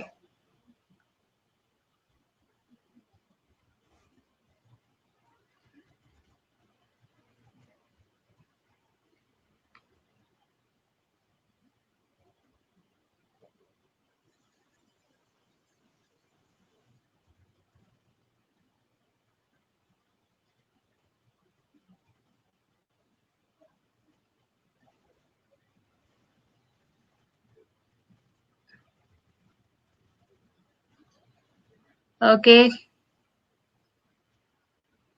return statement. Super. Return will gives you a error. Return can't be used. Super. Excellent. We can't use return inside this one.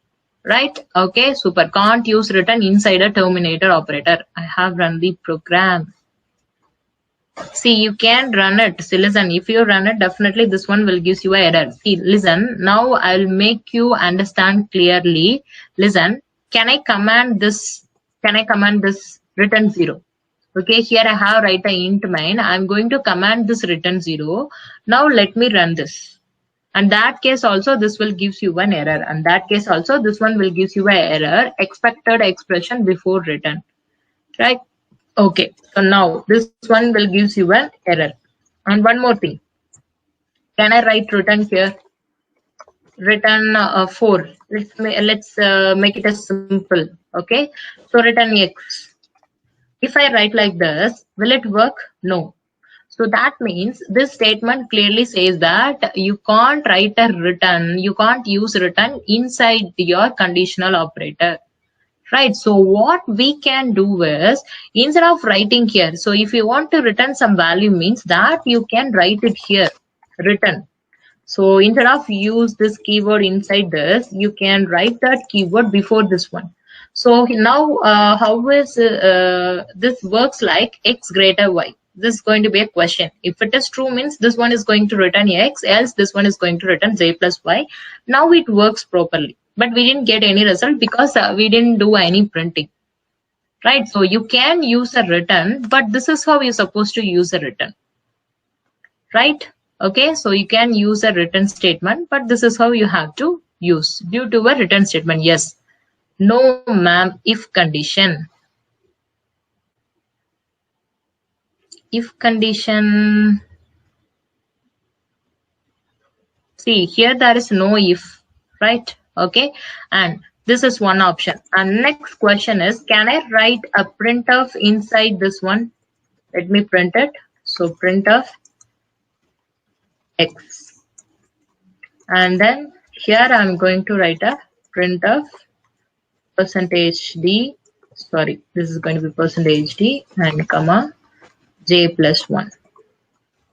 Right. So if x greater y, look at your x is having 2, y is also 0, and z they have initialized with 3. X greater y means 2 greater 0. Is it true or false? True. If this is true means this part will get executed, right? So if you print your x means what will you get? You will get your result as 2. So you can write a printf function. That means you can call a function. You can call any function. This says that you can call any function. This is a predefined function. So that I have used a printf. Instead of this one also, if you want to call a user-defined function, that is also possible. So here you can write an expression or a function call, but you can't write a return statement. If you want to return something means you should write before this one. Here you can write a return statement. This one you can do. Right? Okay. So is this clear for you? Which has the highest priority, star or a star has the highest priority. Increment, decrement has the highest priority. See, so that only in previous case, this is a post. See, in previous program, actually we have used a plus plus. Value at a plus plus means a is going to be a post. So post means first they have done a value at and after that they have incremented. Clear? Okay. Yes, printf gives the number of characters to be printed. Super question. Okay, let me explain that.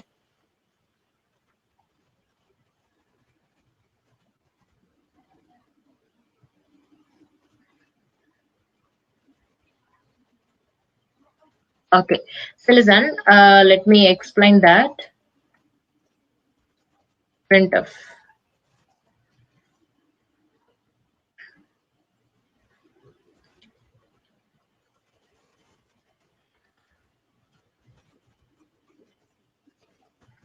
Printf dio.h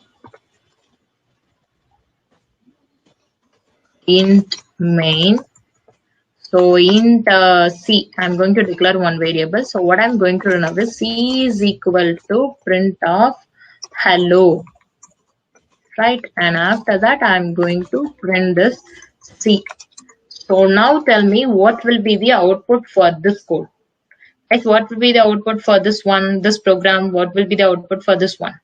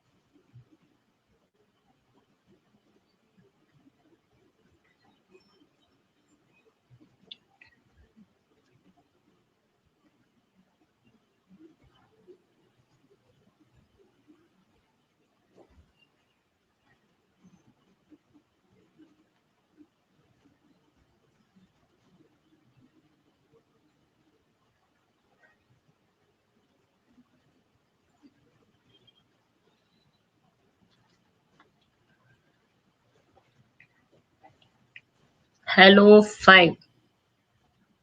Yes. So the output is going to be 5. No, not 5 alone. This printf is also will get execute, right? So this printf is first, this printf is going to execute. While executing this one will print a hello, and after that, if you have print a c means you will get hello 5. So per hello 5 is going to be an answer, right? So now listen, printf hello, right? So now tell me what will be the output for this one.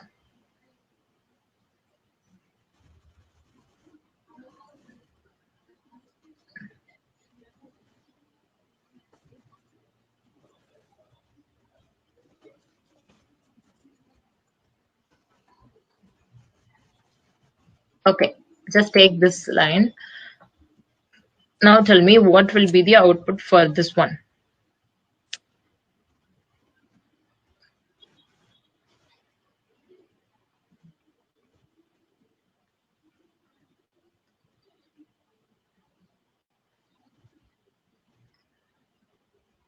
Five hello.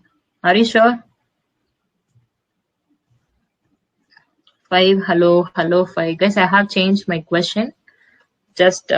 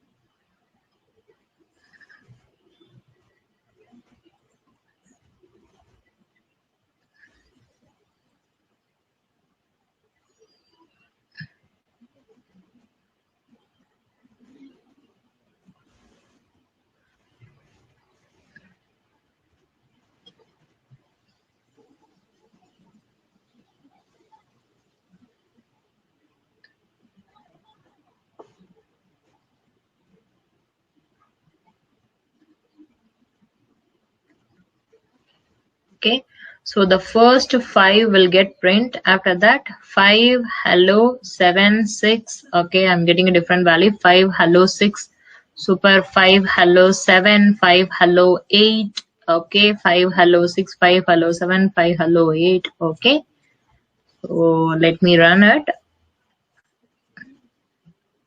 So 5 hello 7 is going to be the answer. Right, so the reason is, listen, the first this percentage d will get replaced with 5. So initially we have print this 5 and then space. So totally 2 as a count, and then 3, 4, 5, 6, 7. So after completing this entire printf, this printf is going to return number of characters to be printed on a screen. So this printf print these 7 characters. So finally this is going to return 7 to this printf. So this will print the 7. So that we got a 5 hello 7 as a result. So this is how this printf works. Clear? Okay. So and next, one more question. C is equal to 10. Now I have assigned the C is equal to 10. I'm going to print this value. So now C plus plus C plus, okay, C plus C, and then C plus plus. Okay. So now what will be the output for this code? What will be the output for this one?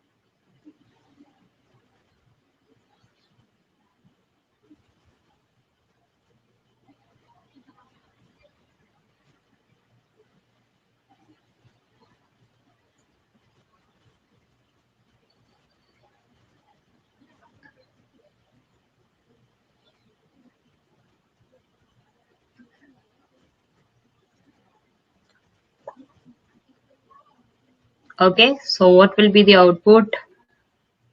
Okay, mixed answer. Appa. 10, 12, 16. No, wrong. Okay, Syed. Answer is 10. Okay, let me check. Let me note down this. 14, 14, 12, 12, 10. Okay, let me note down this. 14, 14, 12, 12, 10. Okay. Let me note down the Syed answer. And then, okay, 14, 15. Pravalika.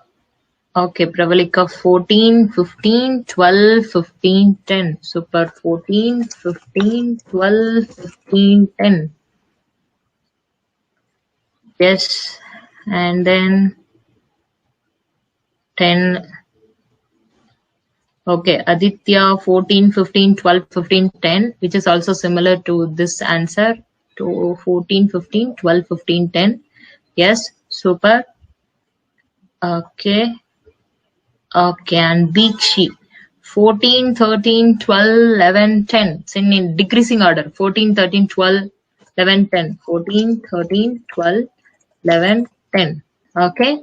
So listen, the answer which is started from 10 is going to be wrong. Okay, the answer which you have started from 10 is going to be wrong. Right. So the reason is, I'll tell you the reason. Printf, see, not only for a printf, if you are having a function, means your function parameters are start processing from right. Your function parameters are start processing from where? Right side. Okay, so the process is going to start from right means, but you the people who gave the answer started from 10 means you people are started from here. So that only the first answer for your series is going to be a 10, right? So printf always starts the process from right. Okay, first let me show you the answer. So before that, I'll run this code. I'll run this one. Okay, 14, 15, 12, 15 is the correct answer. Okay, I think Dikshita and Prabalika. Am I right? Okay, Dikshita and Prabalika gave a no. Yes. Dikshi and Prabalika. I'm not sure. Okay, so 14, 15, 12, 15, 10 is going to be the correct answer. Right? So this is what the correct answer. Listen, let me explain. The initial value of the C is going to be 10. Okay, so I'm going to start from here. I'm going to start from the last value. So look at this. This is going to be a post increment. Post increments, what do you mean by post increments? First, you should assign that value and then alter by itself. Okay, the rule for a post is going to be assign a value, alter by itself, right? So first I'm going to assign it. 10 is going to be assigned to that particular place. After that, initially this C is having a 10. Initially C is having 10. After this process, my C value becomes 11. After this process, C becomes 11. Now, let's back to here. Look at this one.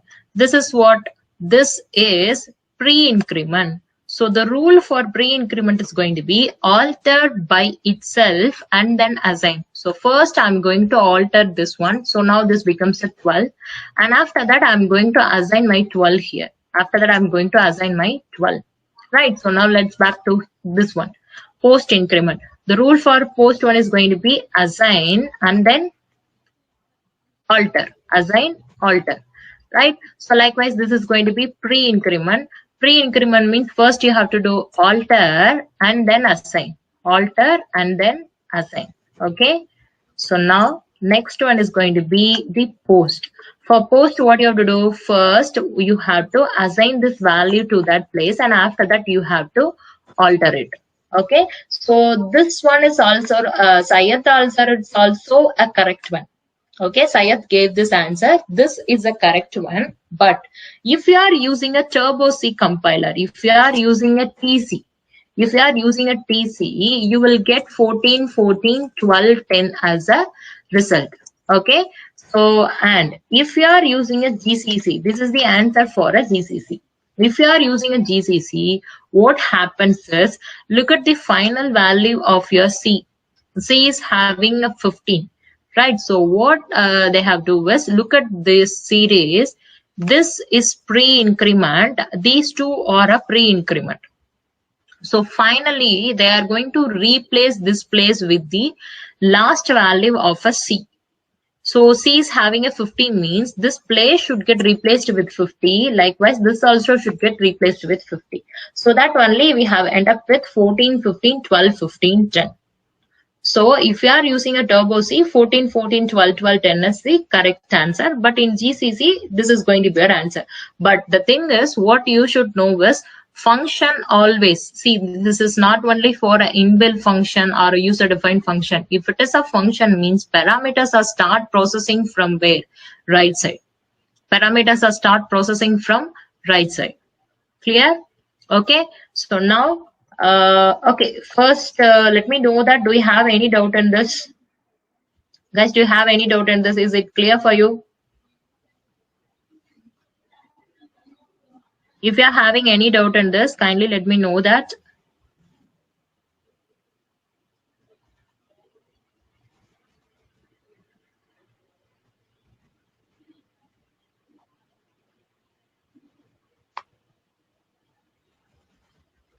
Dot means no doubt.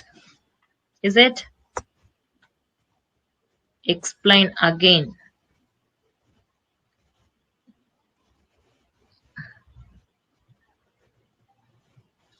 Okay. See, listen. See, you should start processing from the right side. Okay, let's start from here. Last value. First initial value of my C is going to be 10. Right, I'm going to start from here. So this is going to be a post. Post means first assign this value to the last place. Assign it and then increment this one by one so that now it gets changed as 11. Right, and now the previous one is going to be plus plus C. So plus plus C means pre-increment. So first alter it and then assign the alter value here. Alter it and then assign the alter value here. Right, and then next one is going to be post. So the rule for post is going to be assign the current value of C and then alter this by 1. Right, and then next one is going to be pre-increment. So pre-increment means what you have to do, first alter this C and then assign this value here. Right, okay, and then next one is going to be a post. Post means look at the current value of your C variable. It's going to be a 14. So it's going to be a 14, assign it and then increment this one by 15. See, if you run the same code in a TurboC compiler, you will get this as a result. But in case if it is a GCC, this platform, I'm using a code blocks. This is a GCC. Right, in interview also you are going to use a GCC compiler also. So in case if it is a GCC means what they are going to do is in this place of a pre-increment, this is a pre and this is a pre. Other than these two, everyone is nothing but a post. It can be either a increment or a decrement. The same rule is for both increment and decrement. Right, so here what they are going to do is look at the last value of your C variable. Now the current value of C is having a 15 means what they are going to do is they are going to assign this value with 15 in the place of pre-increment. They are going to assign it with 15. Right, so that only we got 14, 15, 12, 15 as a result. Clear? Okay. Mitra, got it?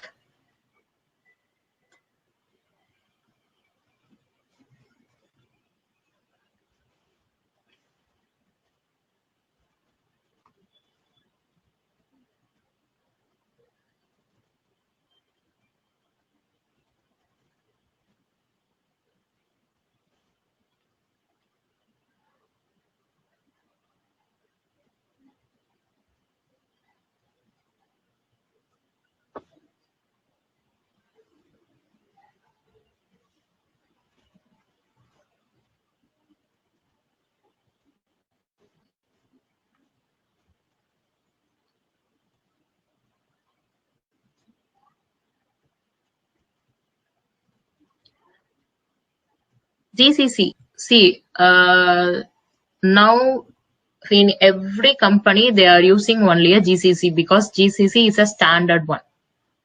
Okay, in case if they have given a both option means you can choose any one. Okay, but if they ask you to explain means the main part of this one is going to be you should start process from the right. The reason is for all function, all parameters are start processing from the right. The reason is the parameter they have passed through a stack. These parameters they have passed through a stack. So that only while placing first, this is the first, second, third, fourth, 5. They have placed all these 5 elements into a stack means we can access only the top element of that array. That is the reason elements are start processed from the right side. Okay, you should know this. That's it. Okay, in case if they have given a both option means you can choose either one. Anything is fine. Clear?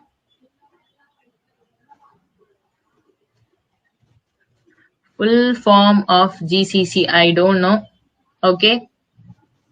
Let me Google it and then we'll tell you. Ma'am, can we go for depends on a compiler if this option is present? Yes, in case if you have options depends on a compiler, yes, you can choose it. See, but they won't give you that option. Okay, I'm sure they won't give you that option. Depends on a compiler. You have to choose either this one or that one. Okay. Okay, guys, any doubt? Shall we move to the next one?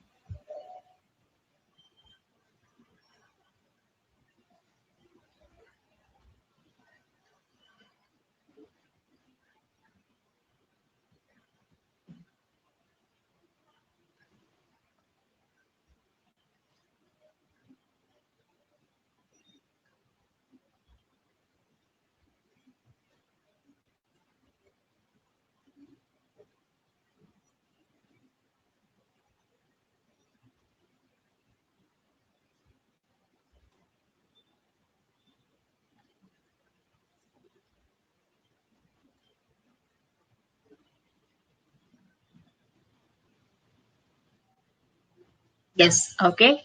So see, how many of you want me to GNU compiler collection? Okay, super. Okay, someone has posted GNU compiler collection.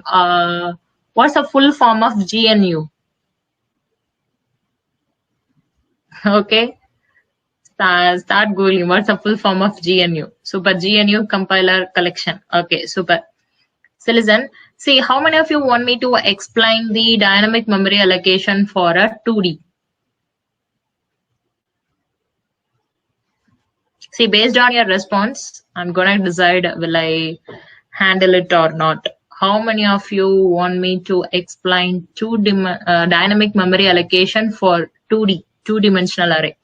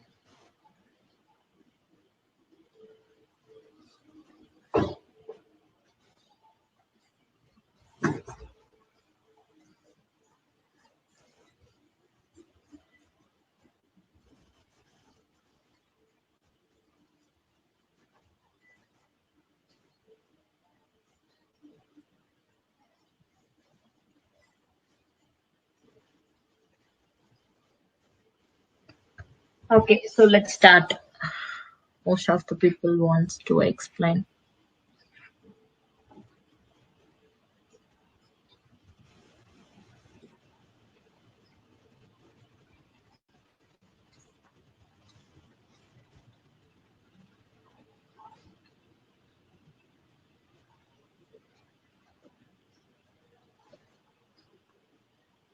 See, they didn't ask this exact question in Capgemini, but you should know how to handle a pointer to a pointer.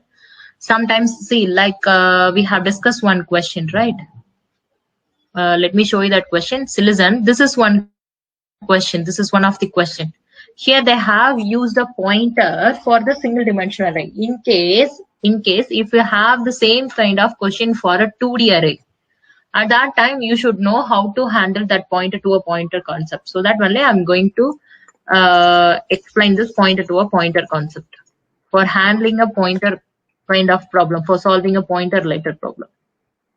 Okay, if you want I will explain. Yes. We'll back to that basic data structure. What is a linked list? Okay.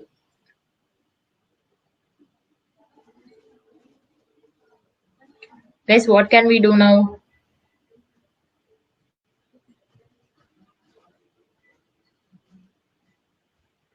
If you want to discuss linked list also, that is also fine for me.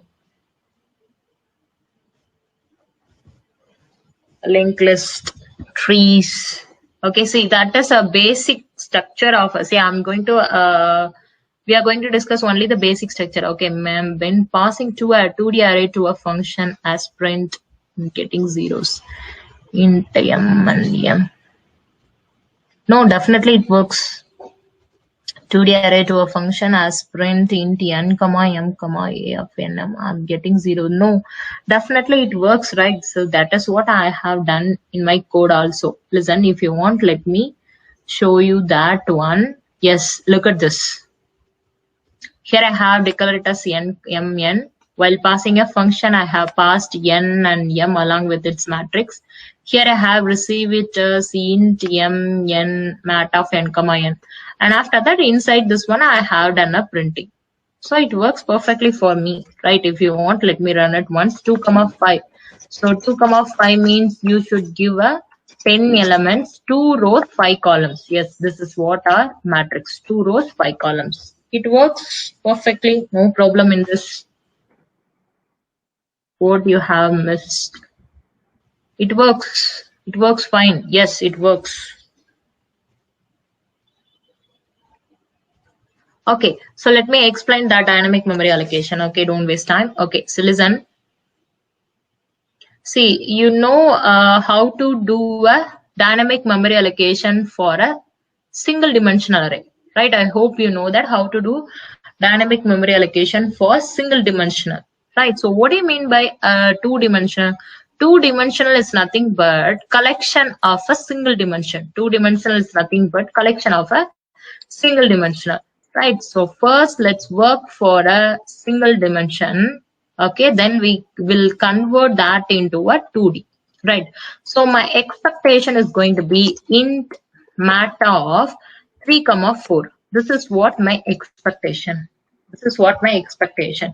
So 3 comma 4 means this is clearly says 3 rows and 4 columns. But what I'm going to do now is, instead of declaring this as a 2D, I'm going to declare, listen, mat 0. Let me name it at mat 0 of 4, comma, mat 1 of 4, comma, mat 2 of 4. Right, so what I have done is, instead of declare this as a 2D, I have declared 3 single dimensional array with a size of 4. What I have done is, I have declared 3 single dimensional array with the size of 4. So what I have done here is, I have declared one array with the size of 4.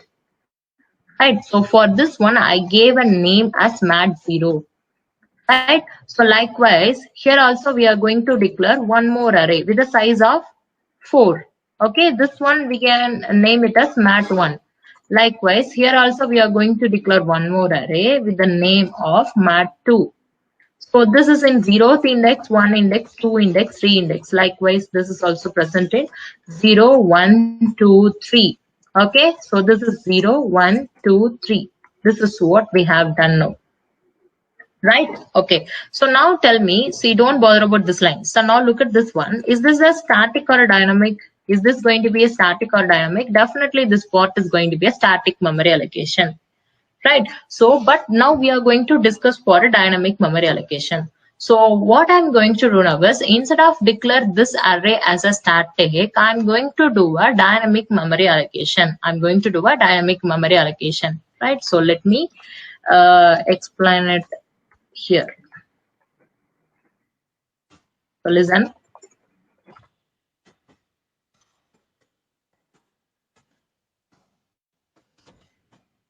First int mat of 3 comma 4. This is what our expectation. But instead of doing like this, we are going to declare mat of 4, comma, mat 1 of 4, comma, mat 2 of 4. Right? Okay. And after that, what I'm going to do now is, instead of doing this as a static, now I'm going to do this as a dynamic. For doing a dynamic, you can use either MLOC or CLOC. So what I'm going to do now is, I'm going to use a CLOC. CLOC.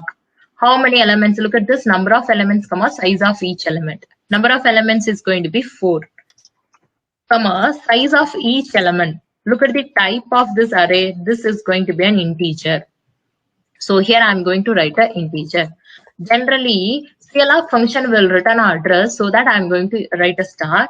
Here we have requested, we have sent request for by a integer data, so that I'm going to convert this into an integer. So if you have convert this as a pointer, CLOC will gives you an address that I'm going to store it in the same variable called mat0. So hereafter, this mat0 could be the type of an integer pointer. So I'm going to remove this, and instead of this one, I'm going to add star here, because we did dynamic memory allocation for this one, right? Okay, and then next, the same thing. Look at the size of your mat1. Mat1 is also looks like same for a mat0. So that what I'm going to do is, I'm going to copy the same thing and paste it here. But finally, I'm going to store it in mat1. Right. So once they have changed like that, what you have to do is, you have convert this as an int star. Right. So for that, change this as a pointer. So I'm going to change it as a pointer. Look at your mat2. Mat2 is also similar. Paste it and change this as mat2. Right? Okay. And then now I'm going to change this as a pointer. Right? Okay. So now we have done this process completely. So now we have done a dynamic memory allocation. So now tell me, if you want to declare one more single dimensional array. So what you have to do? Copy paste and change it with 3. And then next, what you have to do? Paste, change it as 4.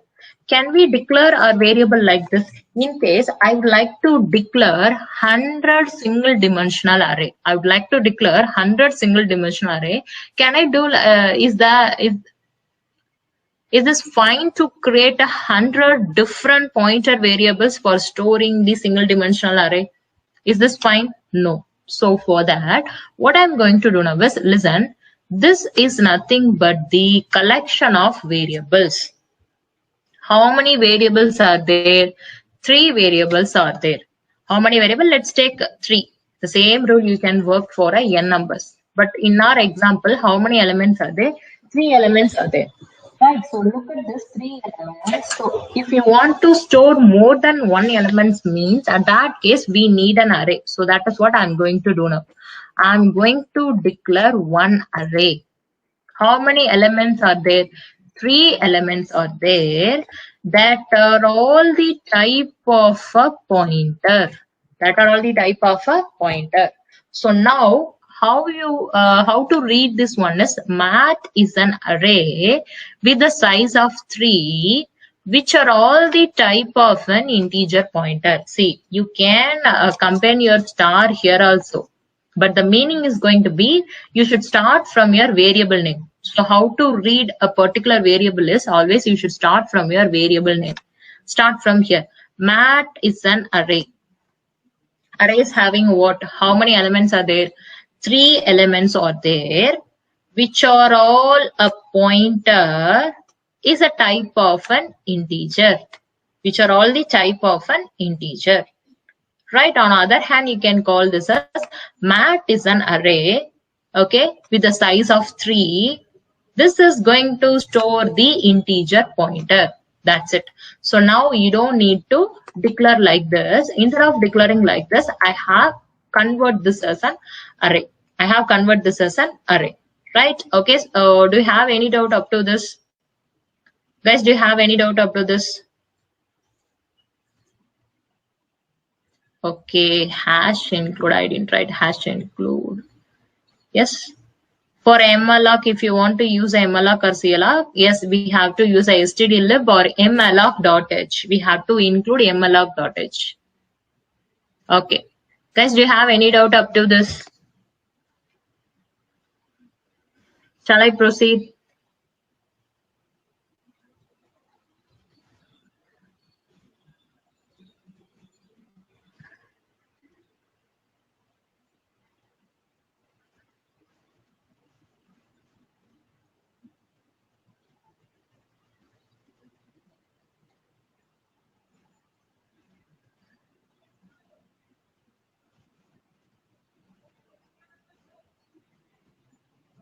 Yes, definitely this is going to be complex when the matrix sizes increase. Definitely I will explain it. Okay.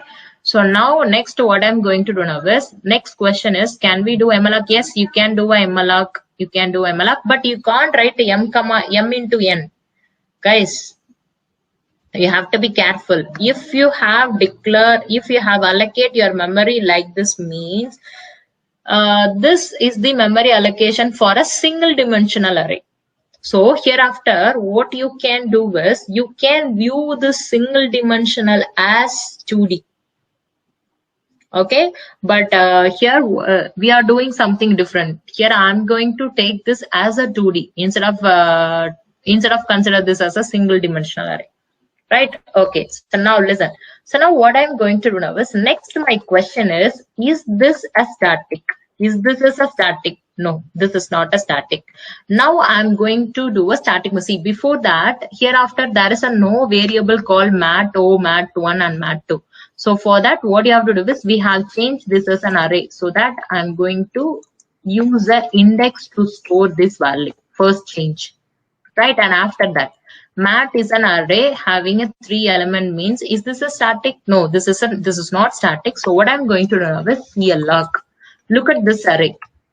This array is having how many elements? 3 elements. 3 comma size of, look at the type of this array. Look at the type of this array. Type of this array is going to be int star. You should carry that star also, int star.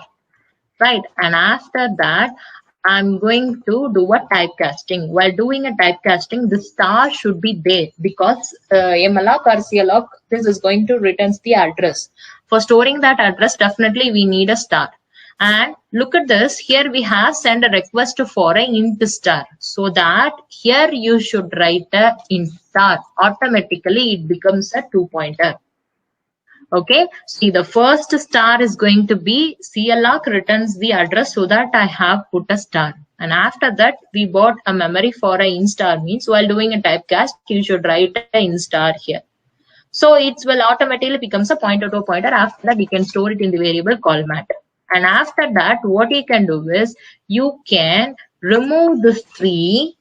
Instead of this one, you can add 1 star. Instead of this one, what you have to do is, you can add 1 star. Yes. Now this is a pointer to a pointer or a 2-pointer, but which is equal to a 2-dimensional array. Which is equal to what? 2-dimensional array. Right? Okay. Now let's back to here. Let's back to here. Look at this. This is the static memory allocation. This is going to be the static memory allocation, and this is going to be a dynamic memory allocation. Okay, so now this 3 means n, 4 m. So in the place of 3, I am going to use a n, and this is going to be m, and this is m, and this is m. Right, so here we have done this process repeatedly. So instead of writing this repeatedly, what I'm going to do now is, I'm going to write a loop. How many times you have to do is, you have to repeat this for a 3 times, so that I have used n. So I'm going to place this 1 line. Instead of this 0, I'm going to use an index. Okay, so if you write like this, hereafter we don't need this one. We can delete it. That's it. So this is how we have to do a dynamic memory allocation. Hereafter we don't need this one. This is enough. Right. So if you want, you can get n and m from user. N and m from user. That is what I'm going to do now. I'm going to receive n and m from user. Right. And after that, once you have completed the C, This is going to be our memory allocation. Instead of declare it as a static, here we have done a dynamic memory allocation. After that, I'm going to read a data from a user. So r less than n, r plus plus, and for c is equal to 0, c less than m, c plus plus. For scanning, scanf percentage d, comma, address of mat of or c. See, for scanning, there is a no change in your scanning. Okay, so after done dynamic memory allocation, you can access your array like this. Okay, you can access like a static also, no problem. This is the common property for both static and dynamic, right? Okay, and after that I'm going to call a function display matrix. Now you can call your matrix n comma m, right? So I'm going to pass this n and m, right? Okay, so now let's declare this function for that display matrix. First one is going to be a matrix. Look at this matrix. This matrix we have declared in the type of int star star. We have declared in the type of int star star. So that why here I have used int star star. And after that, next one is going to be n and then m. Right, so inside this, I'm going to do a printing. While doing a printing, we need to write a 2 for loop r is equal to 0 or less than n, r plus plus for c is equal to 0, c less than m, c plus plus inside this printf and percentage d, comma, mat of rc. You can access like this also. Right, so that is no problem. But while changing a row, what you have to do is you should give a new line. And then while printing, as I already told you that if you want to get a proper alignment, at that case only use this 2D, right? So did we declare RC inside a main? No. So here I'm going to declare R and C. So let me run it. Yes, we need index also. That is also I'm going to declare. So let me run it. 2 rows, 5 columns. 2 rows, 5 columns, 1, 2, 3, 4, 5, 6, 7, 8, 9, 10. Yes, so now it works. 2 rows, 5 columns. So once you have done dynamic memory allocation, you can write your function prototype like this. You can receive it as a pointer to a pointer. At that case, it works perfectly. But in case if you did a static memory allocation here, at that time it won't work. Okay, at that time it won't work. Clear? Now this is a pointer to a pointer. Now this is also a pointer to a pointer, but we made this as a 2D. So we can call this as a two-dimensional array. Okay, by nature, this is a pointer to a pointer, but we made this as a 2D. That point is very important. We made this as a 2D. Only then it works. Clear? Okay, guys, do you have any doubt in this?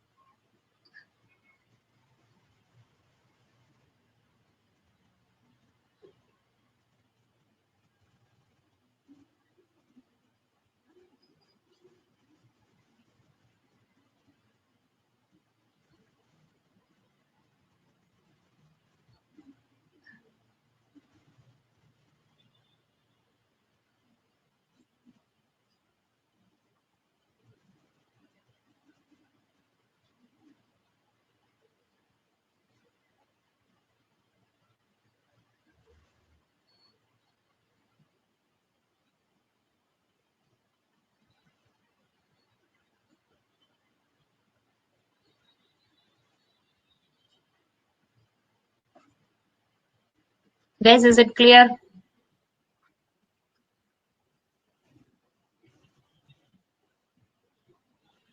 Guys, do you have any doubts? From next session onwards, let's start solving your problems. Okay. See, while solving a problem, in case in between, if we need any concept means, I will explain parallelly. No problem on that. Okay. So do you have any doubt?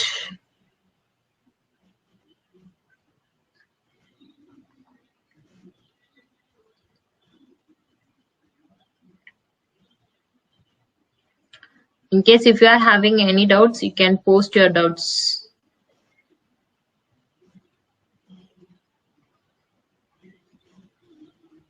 No doubts. Okay. Thank you.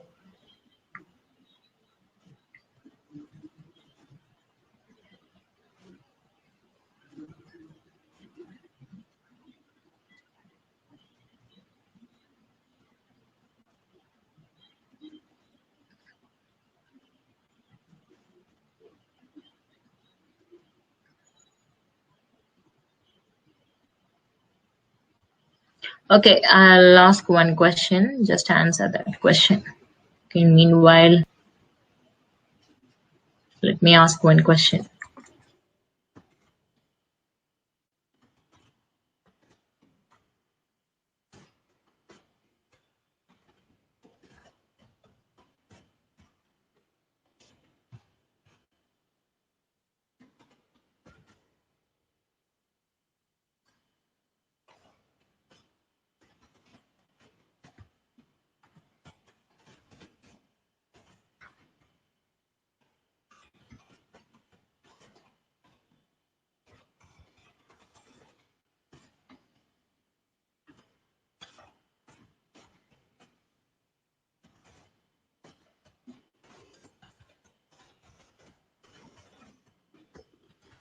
Okay, guys, what will be the output for this code?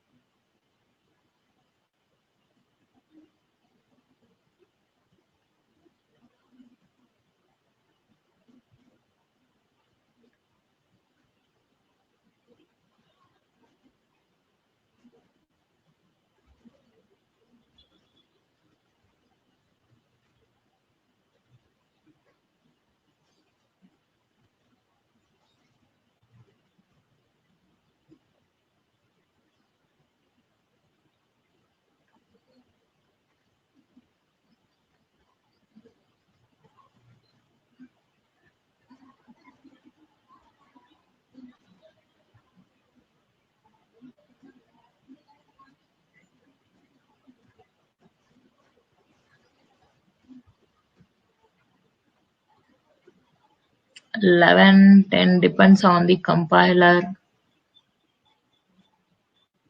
See, this is, see here you should not give answer depends on the compiler. Okay.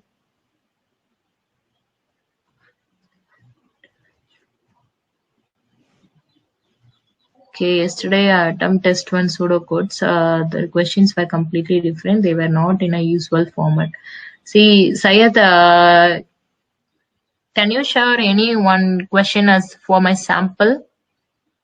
If you share that questions means I can get some idea. If possible, share that questions. Okay, questions to me. Okay, 11, 10, 11, 10. Okay, 10, 10, 11, 10, 10, 10. Let me run that. 11, 10. Okay, super 11, 10 is going to be the correct answer. So while passing here, it's going to be assigned 10. See, they have start process from here. So this is going to be process the first one. So 10. So after assigning, this will get 11, and here this is here they are going to pass 11. So 11 comma 10 will get passed. So while printing, we'll get 11 comma 10 as a result. Okay, super excellent. So 11 comma 10 is going to be the correct answer. Okay. Okay, guys. Anything else?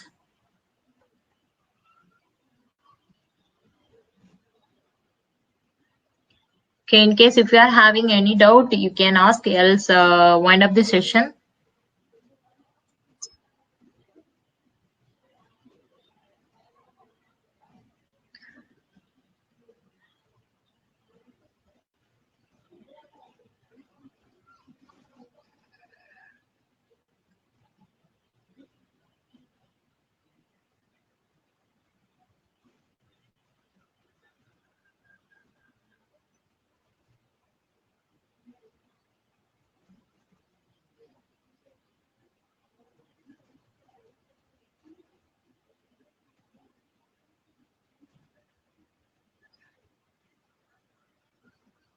Syed, if possible, share that sample questions to a Telegram group. Okay, I will get it from there. Okay. Okay, guys. Thank you all. We'll see you in the next session. Okay, thank you.